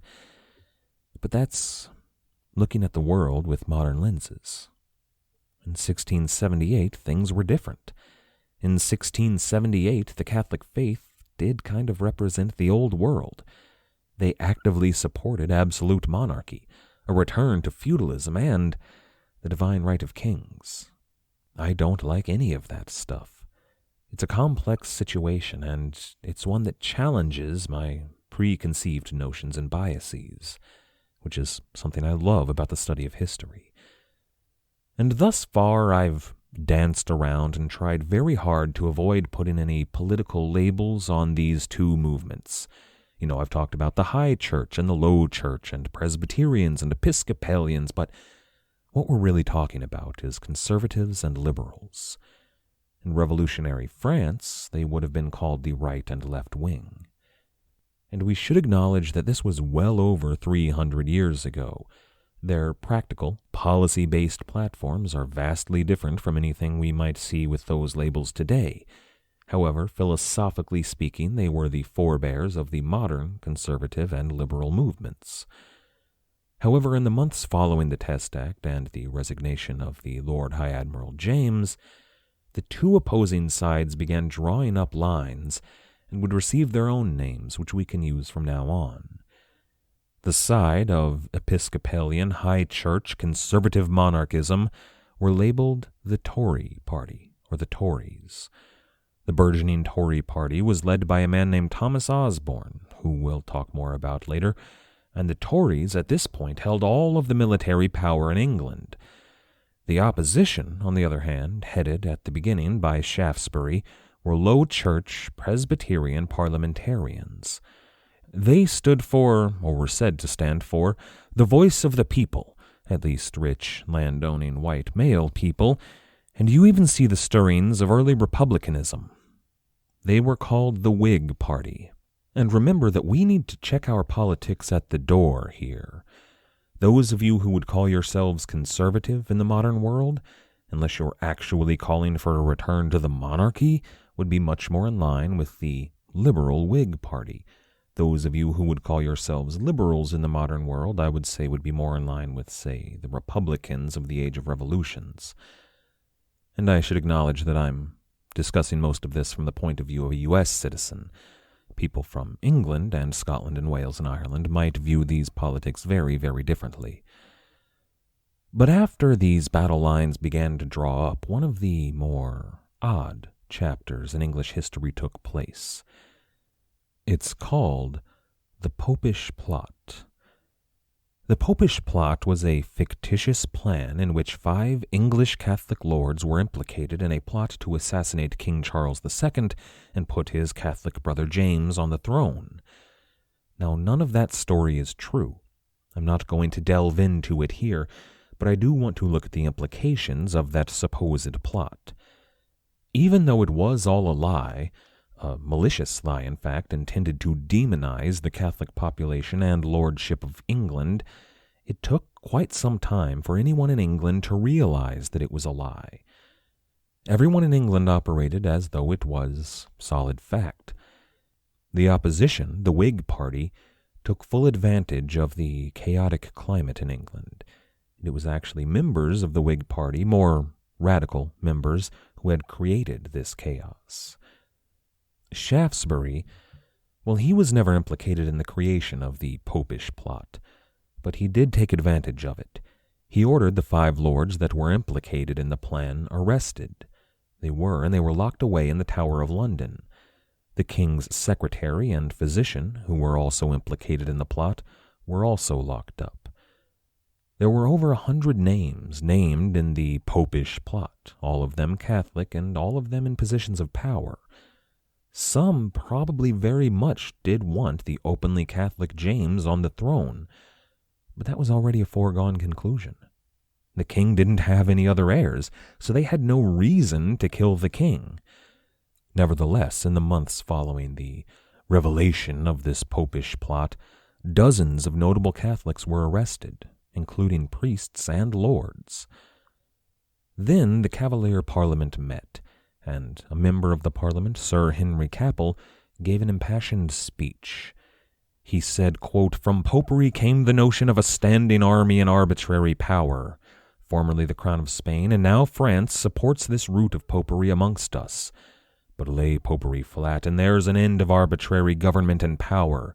It is a mere chimera, or notion, without popery." End quote. This Popish plot, though it was a fabrication, was the spark that the Whig Party needed to push its agenda through. And on a personal level, I tend to see Sir Henry's point here. The Catholic forces of Europe were pushing arbitrary power and standing armies. I don't like any of that, but I do want to recognize that the Whig Party was very likely, at least members of the Whig Party were very likely privy to the lie, and they went ahead anyway. What follows is called the Exclusion Crisis. In many ways, it's a direct result of the bedchamber crisis. There were a lot of crises in the Stuart dynasty, and if Charles Stuart had had a son, this would never have happened. It all began with the downfall of Thomas Osborne, Earl of Danby. Danby had raised himself up to become the top advisor to King Charles II. He wasn't the prime minister or the viceroy or the chancellor, but his office was essentially the same. And at this time, the two sides, the Tories and the Whigs, were very much drawing up battle lines, but their positions weren't exactly set in stone. Danby held positions on both sides. See, he advocated an anti-French policy, which would be seen as a Whig policy, but he was also very firmly opposed to any belief in the Popish plot. He argued again and again that there was not sufficient evidence to say that it had actually happened. That was very much a Tory policy. And for my money, well, Danby was not a good politician or a good person, but on both those counts he was correct. However, he made a lot of enemies for his anti-French policies, including the pro-French MPs in the Tory party and the French ambassador, as well as King Louis XIV himself. That coalition worked together to bring Danby down. They were funded by the king, funneled through the French ambassador, and they used lies and the fervor over the Popish plot to their advantage. They brought letters forward in which the Earl of Danby appears to have made foreign policy decisions without the king's permission, which is extremely illegal. Of course, the king did approve of those orders. The letters that they brought out and read on the floor of Parliament had his own initials in his own handwriting on them, but these French agents just forgot to mention that part of the letter. The Whigs, who were anti-French, did the bidding of the pro-French MPs. They didn't like Danby because Danby had denied the Popish plot time and time again, and they used that argument as a catalyst to bring down the Popish plot dissenter, the Earl of Danby. I know that some of this is getting hard to follow, but the point here is that the Earl of Danby was impeached and sent to the Tower of London. The Whigs, who were working very hard to keep French Catholic influence out of their country, sent a man who was their ally in that to the Tower. They did the French a favor here, in support of their own fervor over the Popish plot, which may have been created by the Whigs themselves. The king was unhappy with the actions of the Cavalier Parliament and decided that they had sat for long enough. He dissolved the body and called for new elections for a new parliament. The body that was formed a few months later was, contrary to the hopes of the king, far more anti-French, far more anti-Catholic, and far more anti-James than the Cavalier Parliament had been. It wasn't the best political move to dissolve a parliament and call for new elections when the tide was already not in your favor. Regardless, Charles accepted the Parliament and addressed them on their opening session. He said, quote, "I have done many great things already, the exclusion of the Popish lords from their seats in Parliament, the execution of several men. I have disbanded as much of the army as I could, and above all I have commanded my brother to absent himself from me, because I would not leave malicious men room to say I had not removed all causes which could be pretended to influence me toward Popish counsels. I have not been wanting in executing all the present laws against papists, and I am ready to join in the making of such farther laws as may be necessary for securing the kingdom against popery." End quote. And then King Charles went on to talk about a lot of things that were much more near and dear to my heart, in particular demanding money from this Parliament so he could build a bigger and better navy, which he did, because above all, King Charles was a practical man. But that opening to that speech sounds very much like a condemnation of popery and even of his brother James. It was constructed to gain support from the new Parliament. However, while Parliament had not been in session, Charles had rescinded the articles of the Test Act that would bar James from the throne. He had defanged the Test Act in favor of his openly Catholic brother. The new Parliament's very first action was a bill that would have far-reaching effects. It was called the Exclusion Bill. The Exclusion Bill was essentially a reinvigorated, stronger, and even more draconian version of the Test Act. It outright excluded any and all Catholics from holding any office in England. Naturally, Shaftesbury was behind it, but it had a lot of support on the floor. But those supporters, well, they were divided among themselves. They were divided over who would succeed King Charles. Now, looking back, we can see that they were definitely putting the cart before the horse here. The bill hadn't even passed yet. But that divide, and the arguments over it, kept them from gaining the necessary support in either House of Parliament. The bill failed. And it shouldn't have. Nearly all of the MPs in this new Parliament wanted to pass that bill, but they couldn't agree on what would come after. This Parliament would go on to be called the Habeas Corpus Parliament. They would later on pass a bill enforcing habeas corpus in England, hailing back to the Magna Carta. However, that bill had no teeth either. Rather, the initial bill was strong, but the House of Lords pulled the teeth that it would have had. After doing so, they sent it back to the House of Commons. Unfortunately, the Commons had just received word that they were going to be dissolved again, and if they didn't pass this toothless version, they would get nothing. And that's a shame. I believe in habeas corpus, as I think most people in the modern world do, and we will see the failing of the Habeas Corpus Act in the extrajudicial killings that were allowed in both Scotland and Jamaica in the next few years. The failure of this bill was a last major defeat for Shaftesbury and the entire Whig opposition. On the moment that this king dissolved the Parliament, he invited James back to England as well. The opposition, the legal, above-ground opposition to the king and James, had failed. Several lords and MPs fled England entirely, including Shaftesbury.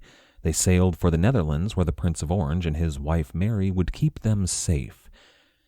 And just in case you're not super up on this era of history, in case those names don't mean anything to you, don't worry, they're not important at all. You don't need to spare another thought for them. They're not going to play any role in the story to come.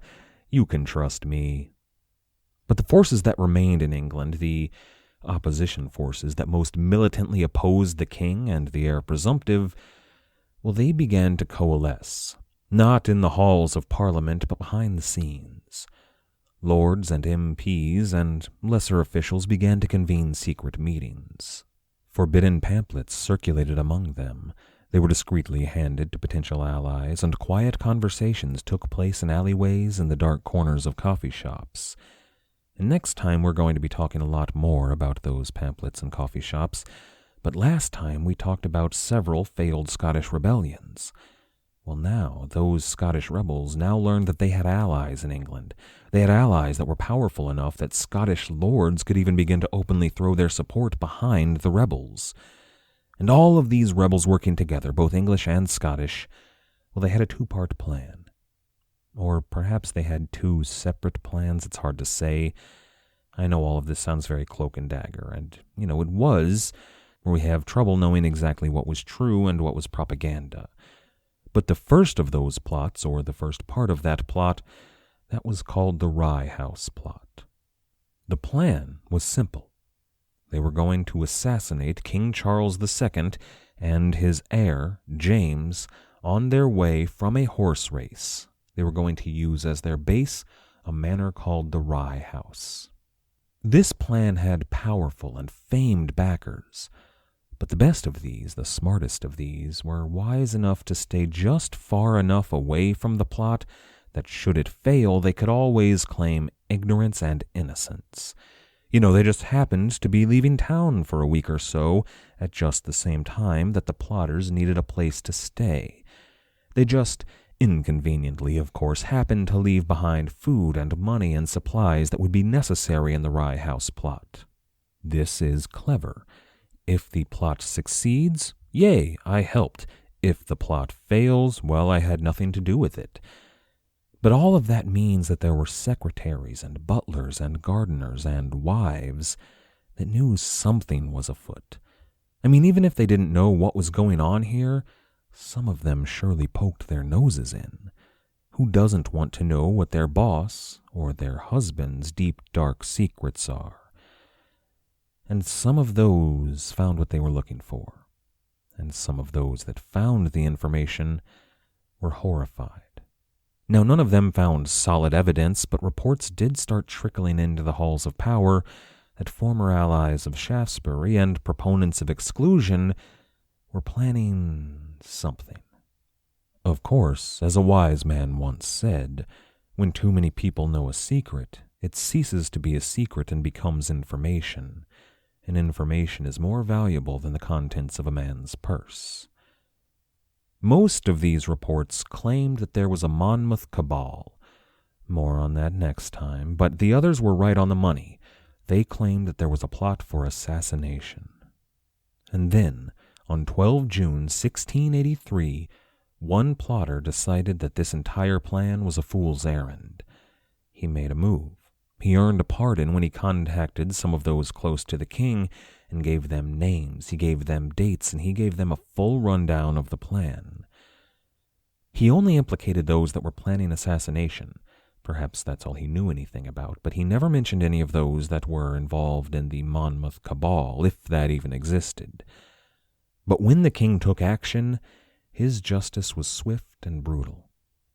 Within a couple of weeks, 12 men were executed, some by burning, some by hanging, some by beheading, and some by being drawn and quartered.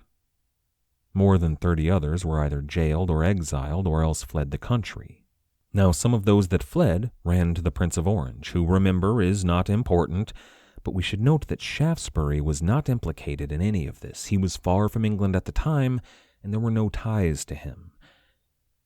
The king had foiled the Rye House plot. He should have been elated, but he was troubled. Nearly all of those that he had executed or exiled or arrested, they were small time. A few of them were nobles, but we're not talking anybody powerful here. The king knew that there were even more powerful and more influential members of this plot that had escaped justice. He knew that they had taken part in the plan. He knew their names, and he knew that they still plotted against him. But he didn't have any proof. You might be allowed to execute rebels in Scotland in the field. You might be allowed to kill pirates without a trial, but you couldn't do that to magistrates and lords. If he chose to move against these men, he would be labeled a tyrant, and that would only add fuel to the fires of rebellion that were already burning. King Charles was a troubled man, but he didn't have terribly long to worry. He began to grow ill. And just over a year after the Rye House plot was supposed to have taken place, King Charles suffered a fit that rendered him weak and virtually immobile. A few days later, the king knew that the end was near, and he called his brother to his side. He lamented his own treatment of his wife, and in almost the same breath he asked James to look after his current favorite mistress, and he even spared a thought to, quote, "not let poor Nellie starve," end quote. Then the king was formally received into the Catholic Church. He was given communion and the last rites, and he died. Now, many in the court suspected poison, and considering the political climate at the time, that's not the worst instinct. But let's be honest here. King James was called the Merry Monarch for very good reason. A lifetime of drinking, probable drug use, and the pressures of rule would take the toll on a man. Not to mention the many extramarital affairs that the king enjoyed during a time when having many partners was the fashion in London high society, and there was no such thing as safe sex. Nell Gwyn did die shortly after the king of a new disease, a transplant from the New World called syphilis. However, that's probably not what killed the king. It was almost certainly kidney failure and complications from a life of drink. The king is dead. Long live the king. King James of England, Ireland, and Scotland.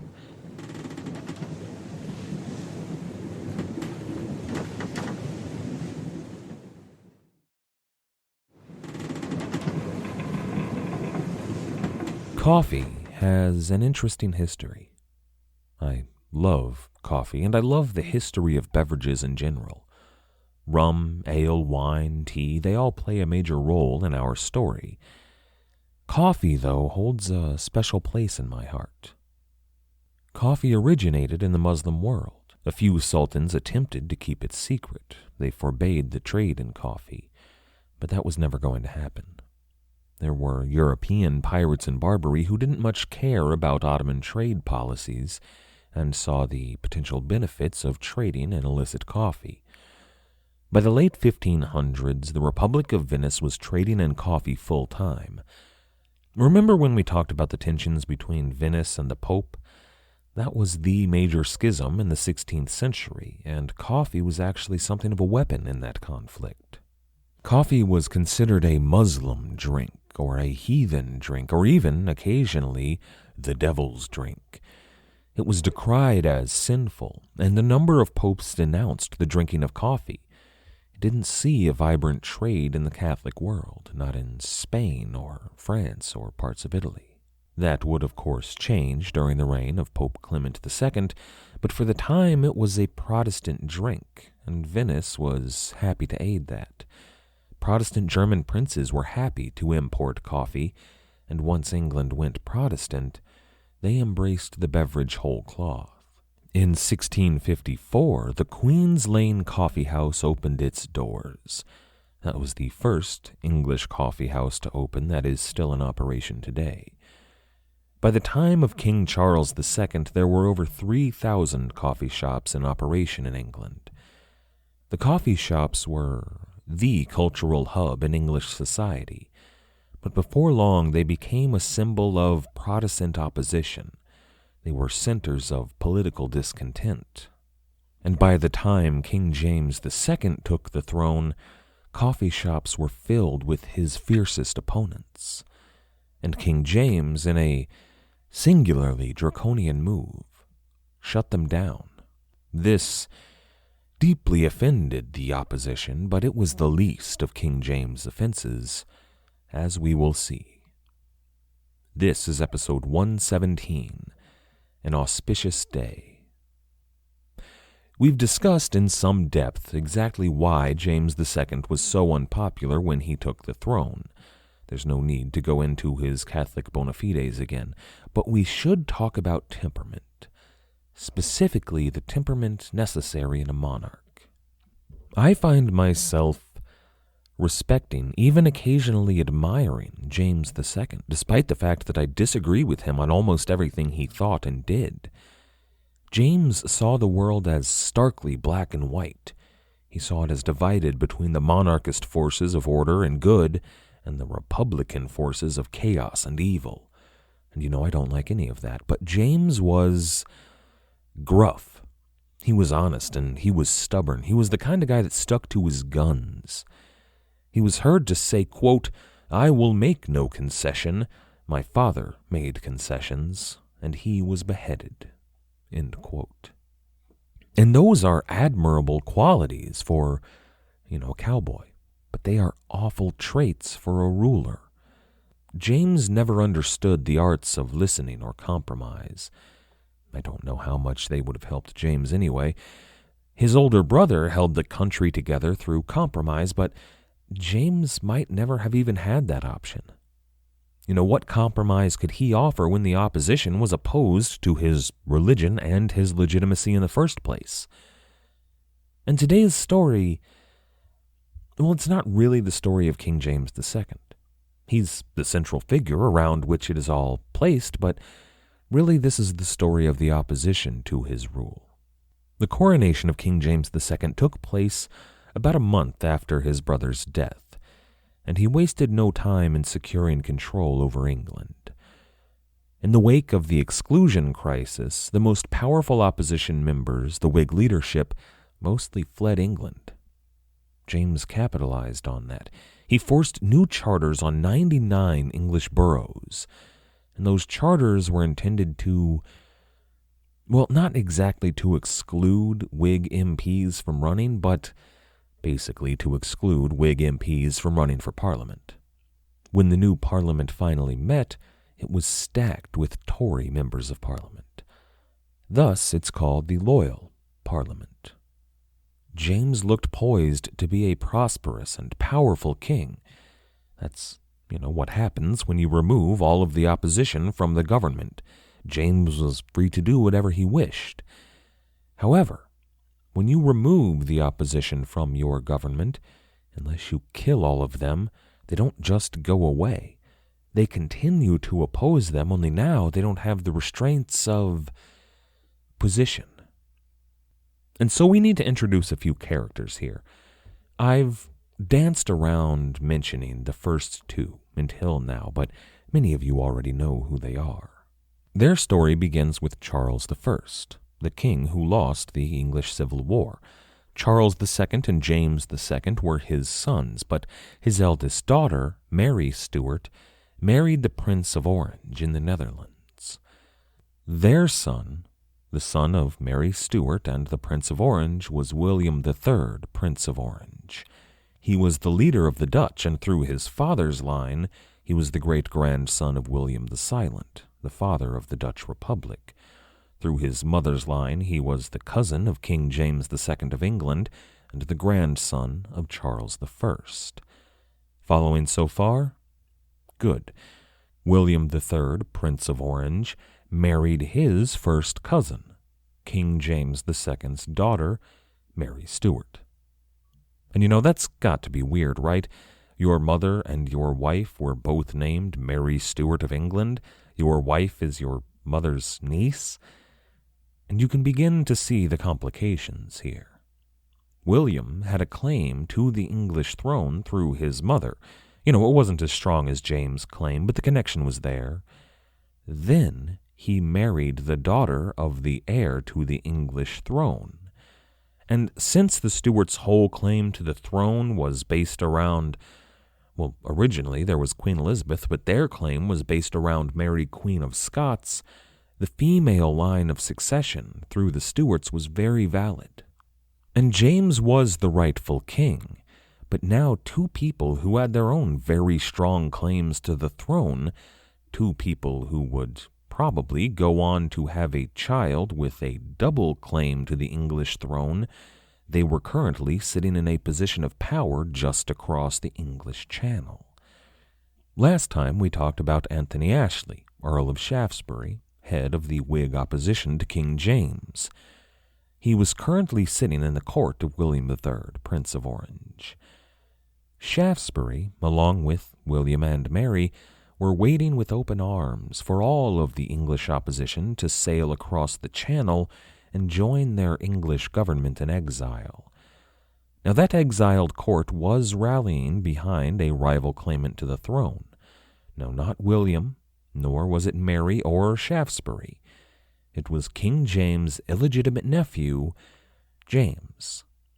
The rival, James, was the eldest illegitimate son of Charles II, who had been made Duke of Monmouth. Monmouth, as we're going to call him from now on, was an accomplished soldier.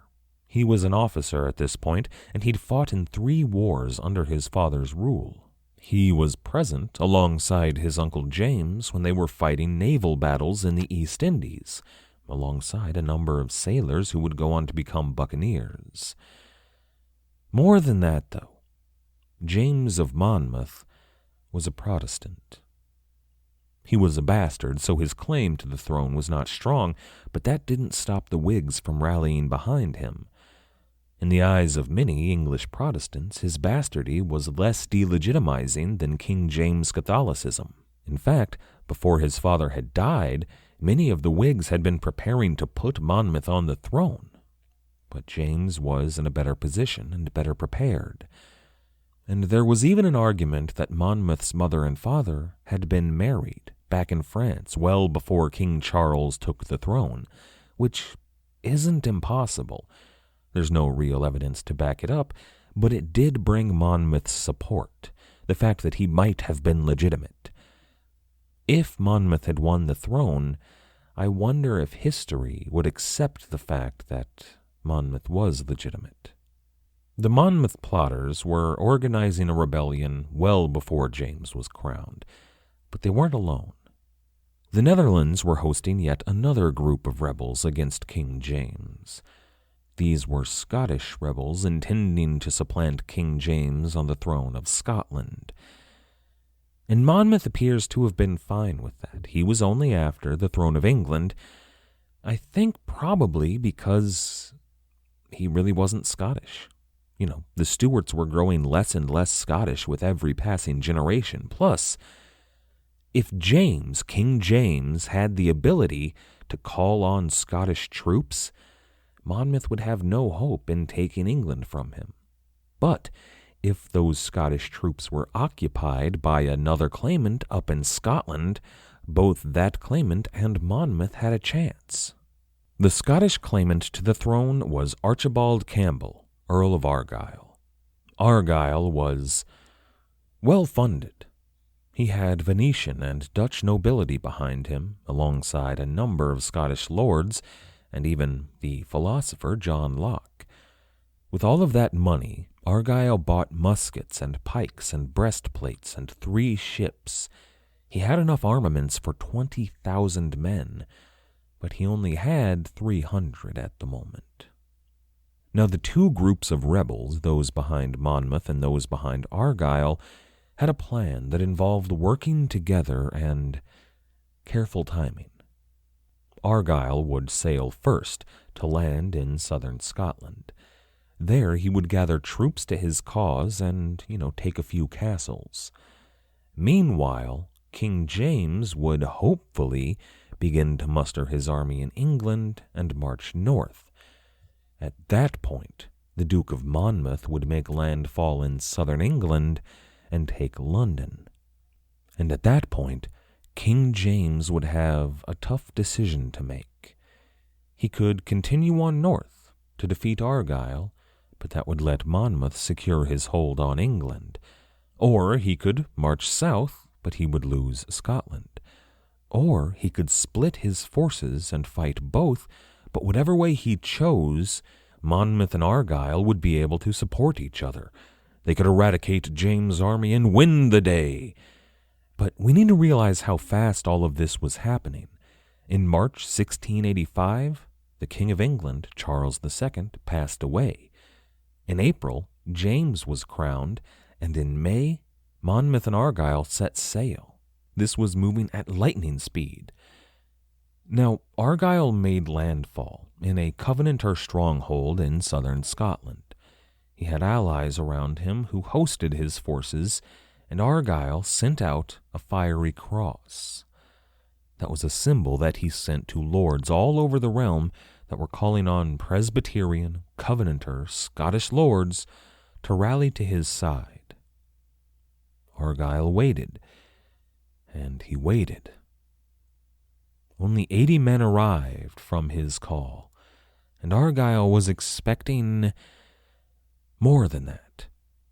You know the line from Groundskeeper Willie that goes something like, "Brothers and sisters are natural enemies, like Englishmen and Scots, or Welshmen and Scots, or Japanese and Scots, or Scots and other Scots. Damn Scots! They ruined Scotland!" You Scots sure are a contentious people. You just made an enemy for life! Well, it kind of proves true here. The Scottish were divided between Catholic Royalists and Protestants. The Protestants were divided between Loyalists and Covenanters. The Covenanters were divided between Highlander and Lowlander, and they were all divided by clan. Still, though, Argyle held out long enough for several lords to muster armies and bring his forces up to about 2,500 men. However, many of those men were Highlanders, and they were currently in the lands of the Lowlanders, with whom they had centuries of animosity. The Highlanders were busy terrorizing their lowland allies. The Lowlanders would normally have been sympathetic to this cause. They had a history of joining up with Covenanter rebellions, but they decided not to join the force that was busy stealing their food and raping their women. Argyle's officers naturally disciplined the Highlanders behind these offenses, which led to the Highlanders deserting their lowland allies. Lots of them deserted. About 500 at first, but still, they had about 2,000 men which could win skirmishes with local militias. They had the ability to run, to maneuver, and eventually, hopefully, bring King James north. The plan, if only Argyle could hold out, was still in motion. They still had a chance. But Argyle could not hold out. His soldiers didn't care about the plan. What they wanted was the opportunity to kill Englishmen. They wanted a big, decisive victory. His lieutenants engaged the enemy. This rebellion, Argyle's uprising, just split apart into separate, smaller rebellions. Their army broke apart and was defeated by local militias. By 20th June, Argyle was in Edinburgh in chains. And King James never even had to lift a finger. This did not bode well for Monmouth, and he might have waited. He might have gone back to the drawing board, not invaded England here, if only he had received word of Argyle's failure in time. But he was already in England when he learned of Argyle's failure, and before he could turn around and return to the Netherlands, the Royal Navy captured his ships. James Scott, Duke of Monmouth, was committed. However, Monmouth was much better prepared than Argyle had been. He was better funded than Argyle had been. He had those same Dutch and Venetian supporters, but he also had support from all across England. He had more men and more guns. He had more horses. He even had light artillery. And he had more allies. He landed in Dorset, in the West Country, and there were allies there. The West Country, and the Welsh just up to the north, were usually happy to join a rebellion against the crown when the opportunity presented itself. And if the plan in Scotland had gone as it was intended to, the northern army would be occupied. Monmouth would rally the entire west against London. Instead, King James lazily read over reports of the defeated uprising in Scotland and planned exactly how he was going to crush his nephew. King James was even better funded than Monmouth, which, is to be expected. He is the king, after all. But most of his money was not coming from taxes or Parliament. Most of it came from King Louis XIV of France. The French had a huge fund set aside for James for just this situation. Now, all this time, Monmouth was busy defeating a few local militias and, victories do gather recruits. Men were rallying to his banner, including a young Daniel Defoe, along with others, as we'll see. Victory brings soldiers in, and at the height of his strength, Monmouth had about 6,000 men. However, King James was a military man. He was not going to give the rebels a chance to capitalize on their victories. Royalist forces began to converge on the West Country. They occupied castles and valuable river crossings. They cut Monmouth off from the rest of England. They cut off his retreat, and Monmouth realized that he was trapped. He was forced into the very same swamp in which Alfred the Great had taken refuge centuries before. I imagine that there were some great speeches given in those marshes, speeches rallying the men with tales of England's mythic founding father, Alfred the Great. But speeches weren't going to win a war. In fact, nothing was going to win this war for the Duke of Monmouth. Royalist forces surrounded him and pushed him into a battle at a place called Sedgemore. The Battle of Sedgemore is often claimed to be the last battle fought on English soil. Now, that's not true, but it's become one of those kind of mythical claims that historians will bend over backwards not to contradict. The Jacobite rebellions that are still to come, no battles, just skirmishes, riots, merely. The Battle of Britain, well, that was fought above English soil, you get the idea. The Battle of Sedgemore wasn't particularly interesting from a military history perspective. Monmouth was never going to win. Maybe as many as 300 men were killed before his army broke. 500 more were captured during the battle, and in the wake of the fighting, 500 more were captured. And then, after the battle, roving bands of royalist horsemen scoured the countryside and killed more than 1,200 more. Most of those that were killed were found hiding in fields or ditches. Charles Scott, Duke of Monmouth, bastard son of the king, was spotted a week later pocketing peas, wearing rags in a farmer's field. Monmouth was taken to London, where, after several blows of the headsman's axe, he was executed. King James' actions in the wake of these two rebellions were distressing. Let's begin with the bloody Assizes. The Assizes were a traveling court with 5 magistrates that was overseen by Chief Justice George Jeffreys. I'm reading a book about the Salem witch trials right now, and actually, the court, this traveling court under George Jeffreys, looked kind of like the traveling courts that engaged in witch trials. Jeffreys and his lesser judges had a month to travel through the entire West Country to hear over 1,500 cases of those who were accused of high treason. And not just those who had fought in the rebellion. There was no legal distinction between those who actively took up arms against the king and those who sheltered or fed the rebels. The first notable execution in the bloody Assizes was an elderly woman. A woman who had fed and sheltered soldiers. She was sentenced, as per the law, to burn at the stake. But the judge who heard her case was not a monster. That was far too horrible. Instead, they just cut off her head. At one point, 150 people were killed in a single day in a single city. That was intended to send a message, and it did. But most of those killed were old. They were poor. They were weak. The rich didn't face the hangman. They were fined. That's what happened to Daniel Defoe. And the able-bodied, well, they were sent off to serve as slaves. You can call them indentured servants if you want to, but they were never going to buy their freedom. And where were they sent? Naturally, the West Indies. Almost exclusively the West Indies. There were 800 or so young men and women that after this rebellion were sent off to Jamaica, where they were definitely not going to kill their masters and escape on a pirate ship to sail for Madagascar. And I know some people aren't crazy about these history-heavy episodes.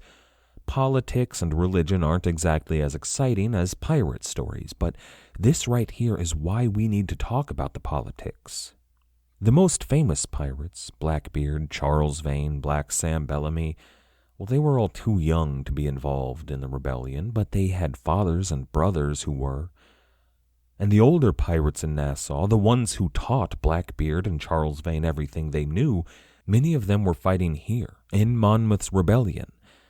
Henry Avery was absolutely sailing during this period.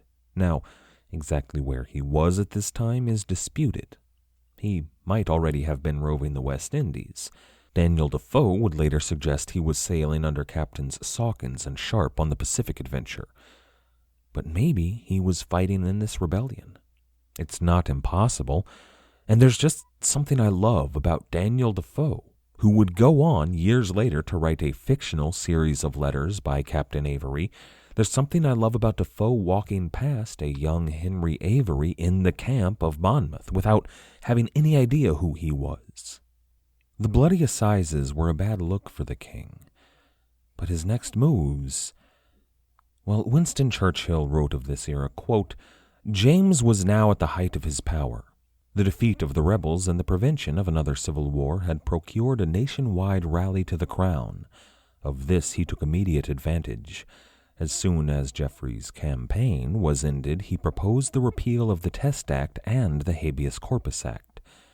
Chief Justice Jeffreys, red-handed from the bloody Assizes, was made Lord Chancellor." End quote. The loyal Parliament, though they were loyal, was still mostly Anglican. Word was they would not approve these repeals. So Churchill goes on, quote, "On November 20 he suddenly appeared before the House of Lords, summoned the Commons to the bar, and prorogued the Parliament. It never met again while he was king." End quote. The king elected instead to rule by military dictatorship. There was virtually no opposition to him in England. James replaced magistrates and justices with Catholics. He stacked the army and the navy with Catholic officers, and anybody who had power to stand against the king was now either dead or fled. The intellectual elite was all that was left of the opposition. These literati chronicled the exploits of the king in great detail, and they began with a sudden and surprising appearance of 15,000 troops in the countryside outside of London. This was the largest standing peacetime army that England had ever seen. The people were shocked.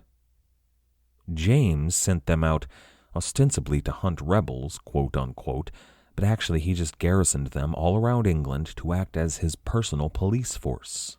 This was the kind of thing that was unthinkable for any king in the history of England. On moral grounds, sure, but really more on financial grounds. I doubt that there was any English king ever that could have afforded something like this. However, King Louis XIV of France was funding this effort by King James.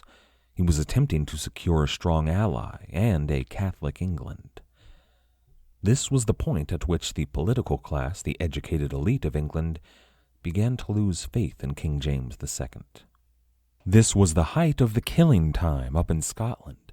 That was the time in which Catholics were given full freedom of religion, but Presbyterians were killed in droves. This was the point at which even some loyal Scots began to lose faith in King James.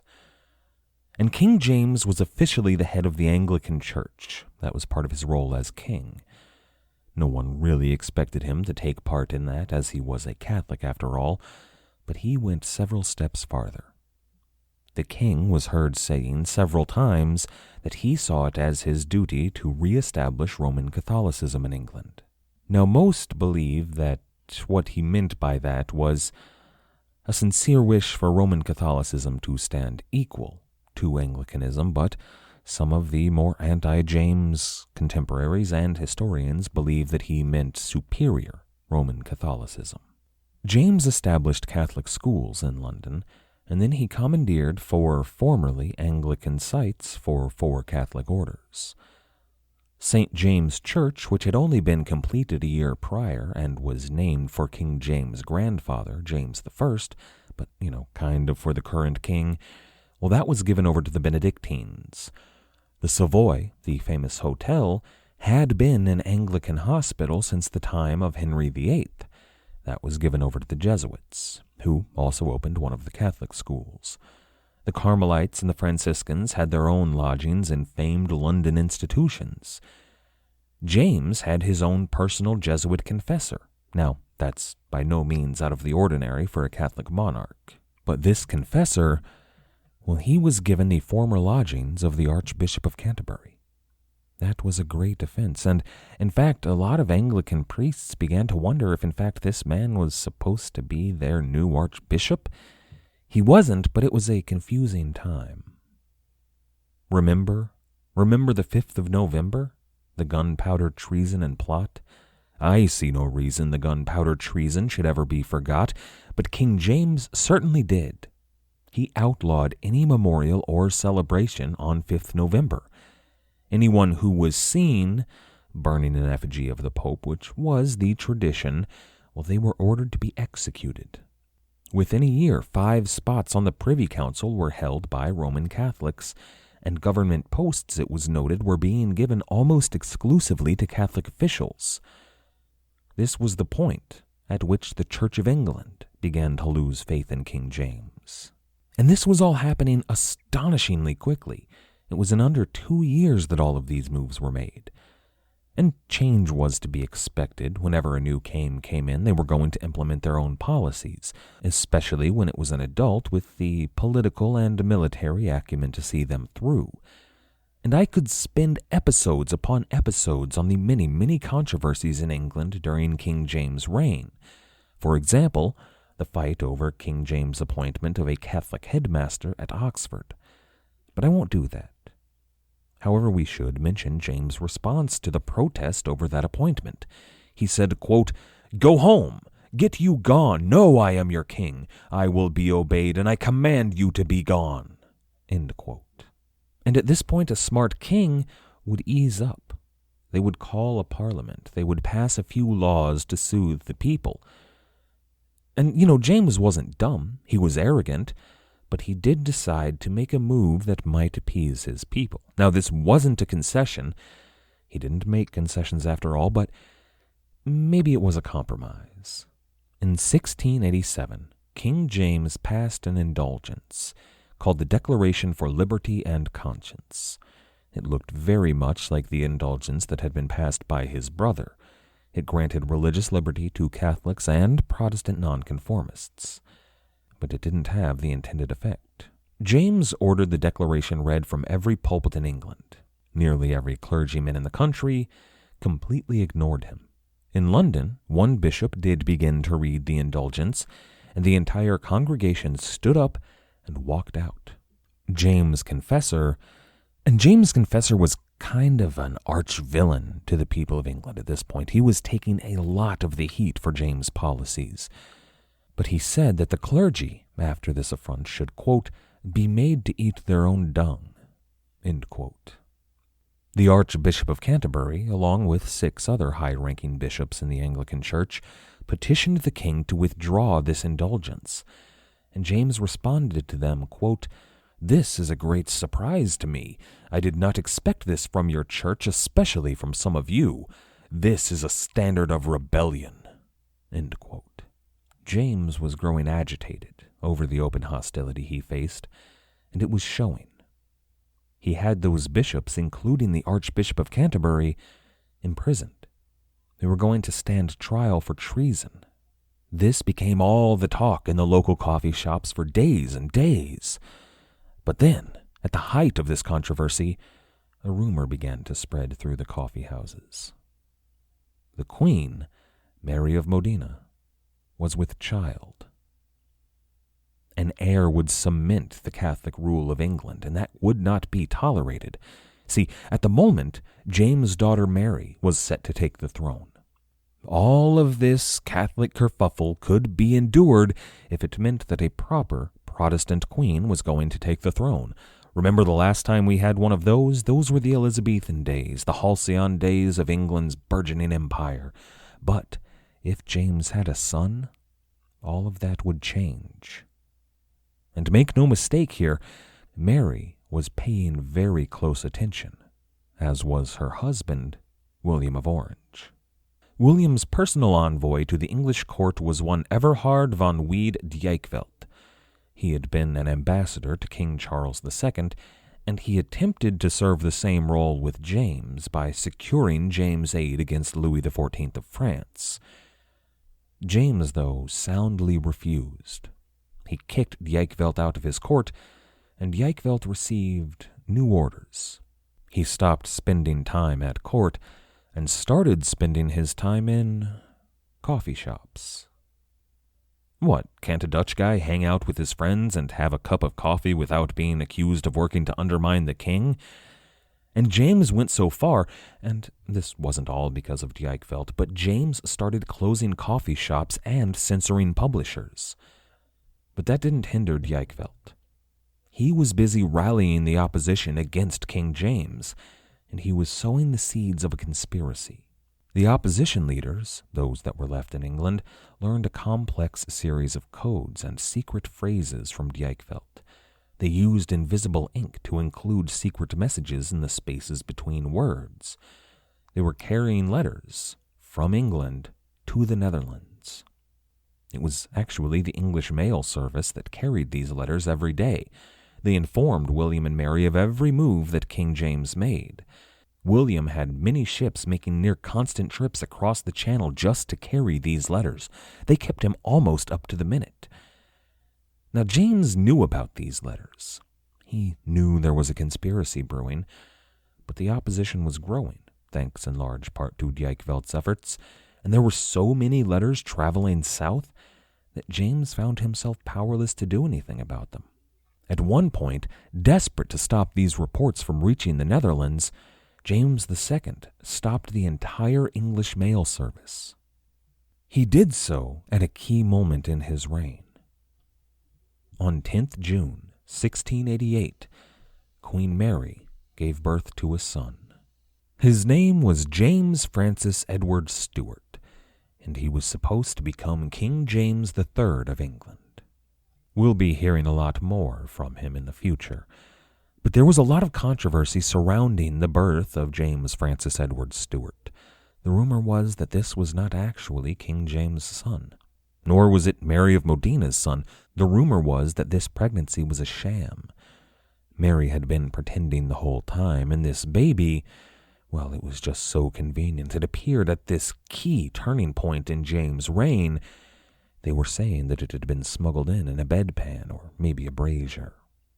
Now, that wasn't true, but the rumor did have legs, in large part because the birth of King James' son coincided with two other major events.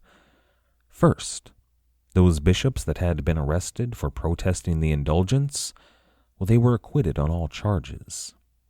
This was met with cheers and parades. There was one group of celebrants that was even seen burning an effigy of the royal family. More concerningly, his army in London was also seen celebrating the acquittal. With reports like that, wouldn't a sudden and surprising royal baby that would probably garner you a lot of support, wouldn't that be a very helpful thing to have? But more important than the acquittal, and arguably for the history of England more important than the birth of King James' son, James had finalized a naval agreement with King Louis of France. In that agreement, France would finance an English Royal Naval Squadron in the English Channel that would guard French shores against Dutch invasion. Now, at this moment, England and France did not officially have a military alliance, and we're going to have to talk about France's role in all of this at a later date, but right now they were preparing for war with the Netherlands, and the Netherlands was preparing also, but England was the wild card. However, this naval agreement made it look very much like James was beginning to think about an outright alliance with France, and William could not and would not allow that. It was at this point that a coalition of 7 powerful English lords came to William and Mary to try to talk them into taking direct action in England. Those 7 lords included not only some of the Whig leadership like Shaftesbury, but also the Bishop of London, who was himself a Tory leader, and Lord Danby. This was a serious coalition. This coalition wrote a letter, signed by all 7, that invited Mary Stuart to come to England and claim the throne. All 7 of them, who had substantial military strength between them, agreed to support Mary if her husband William would land an army on English soil. Now, William and Mary originally, of course, demurred. They would not invade the home of Mary's own father, but when they were pressed, they agreed that they would come to England as a peacekeeping force in this troubled time. The latter part of the summer of 1688 was spent securing money and support from English lords, and it became clear that the support for this peacekeeping force was substantial. A month after the birth of his son, James II was receiving word from France that William of Orange was preparing an invasion. Now James attempted to secure his support in England. He did so by calling for a parliament. The people had been clamoring for a parliament for months now, but this was too little too late. They prepared to hold elections, but everybody knew what was coming here. War was coming. Fire and blood, right? And on 22nd September, the Dutch fleet began to set sail. The first ships carried a few soldiers, but only enough to establish a small base. The ships that followed carried thousands and thousands of copies of a declaration of intent. This declaration of intent informed the people of England that William was not here to claim the throne. He was merely here to enforce a lawful election of the Parliament and to investigate the legitimacy of his nephew to sit the English throne. This was a conceit that allowed William to land troops without violating international law and invading the home of one of his allies. Now that those declarations of intent were filtering throughout the country, though, the lords who had already agreed to support William and Mary under the table could spontaneously decide to march on the Dutch camp, to keep them in check, It's almost embarrassing. James absolutely had the opportunity to stop the Dutch crossing at any moment, but he'd made that naval agreement with King Louis. His royal squadron in the Channel was busy defending French soil, and that left his own shores vulnerable. By 8th October 1688, the Dutch crossing was complete. Aside from William and Mary, they were both still in the Netherlands. And they were still there because this was not an invasion. This was a peacekeeping force. Those lords who had spontaneously decided to besiege the invading force, well, certainly they weren't there to join them, of course. That would be treason. They just kept the Dutch in their camp, made sure they weren't moving into the countryside. But William had 12,000 men in England, and at least 3,000 Englishmen guarded his encampment. King James II of England, on the other hand, nominally had 19,000. That's an advantage of 4,000 more troops, and he went so far as to pull back from London to secure a better military position. King Louis of France even offered to send an expeditionary force to England that would bolster his numbers. But King James refused Louis, and I give him all the credit in the world here. James could have easily defeated William with that aid from France, but that would mean not only civil war between Englishmen, that would mean international war between France and the Netherlands on English soil. That would mean a charnel house in England, and King James was not willing to do that to his people. He'd seen war, and he didn't want to bring it back. But then distressing word began to arrive at King James' doorstep. London was in uprising. A mob had raised itself against the Catholics in the capital, and the army in London was laying down their arms. No, wait, new word had come. The army was joining the rioters. London was lost to King James, and William's army hadn't even moved. So James set out to retake London, but everywhere he went he found himself frustrated. He received new word at every stop that lords and armies that had previously been loyal to him had turned on him. He realized that he had no path to London without passing right by the Dutch encampment or fighting his way through his own soldiers.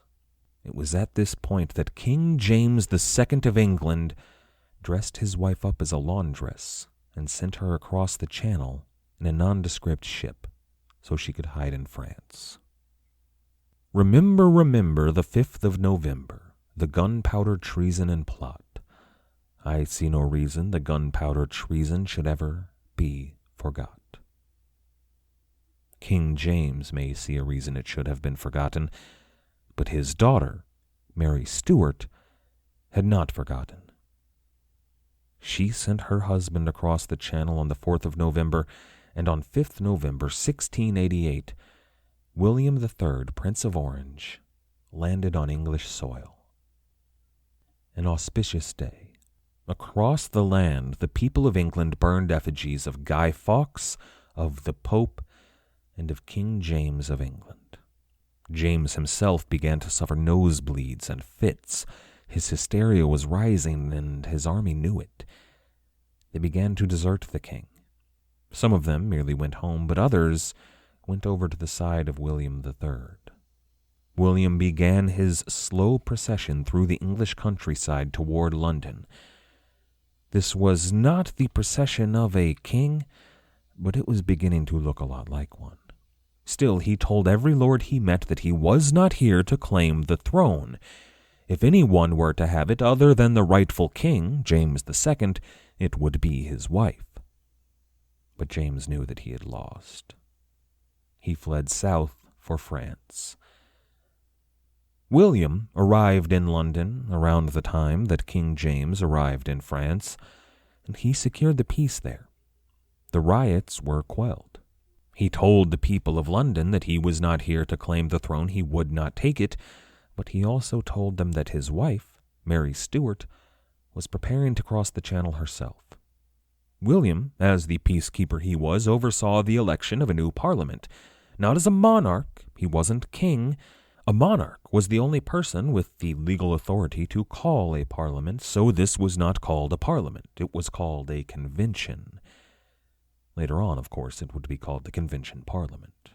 But at the moment, this was still just a convention called by a regent, maybe.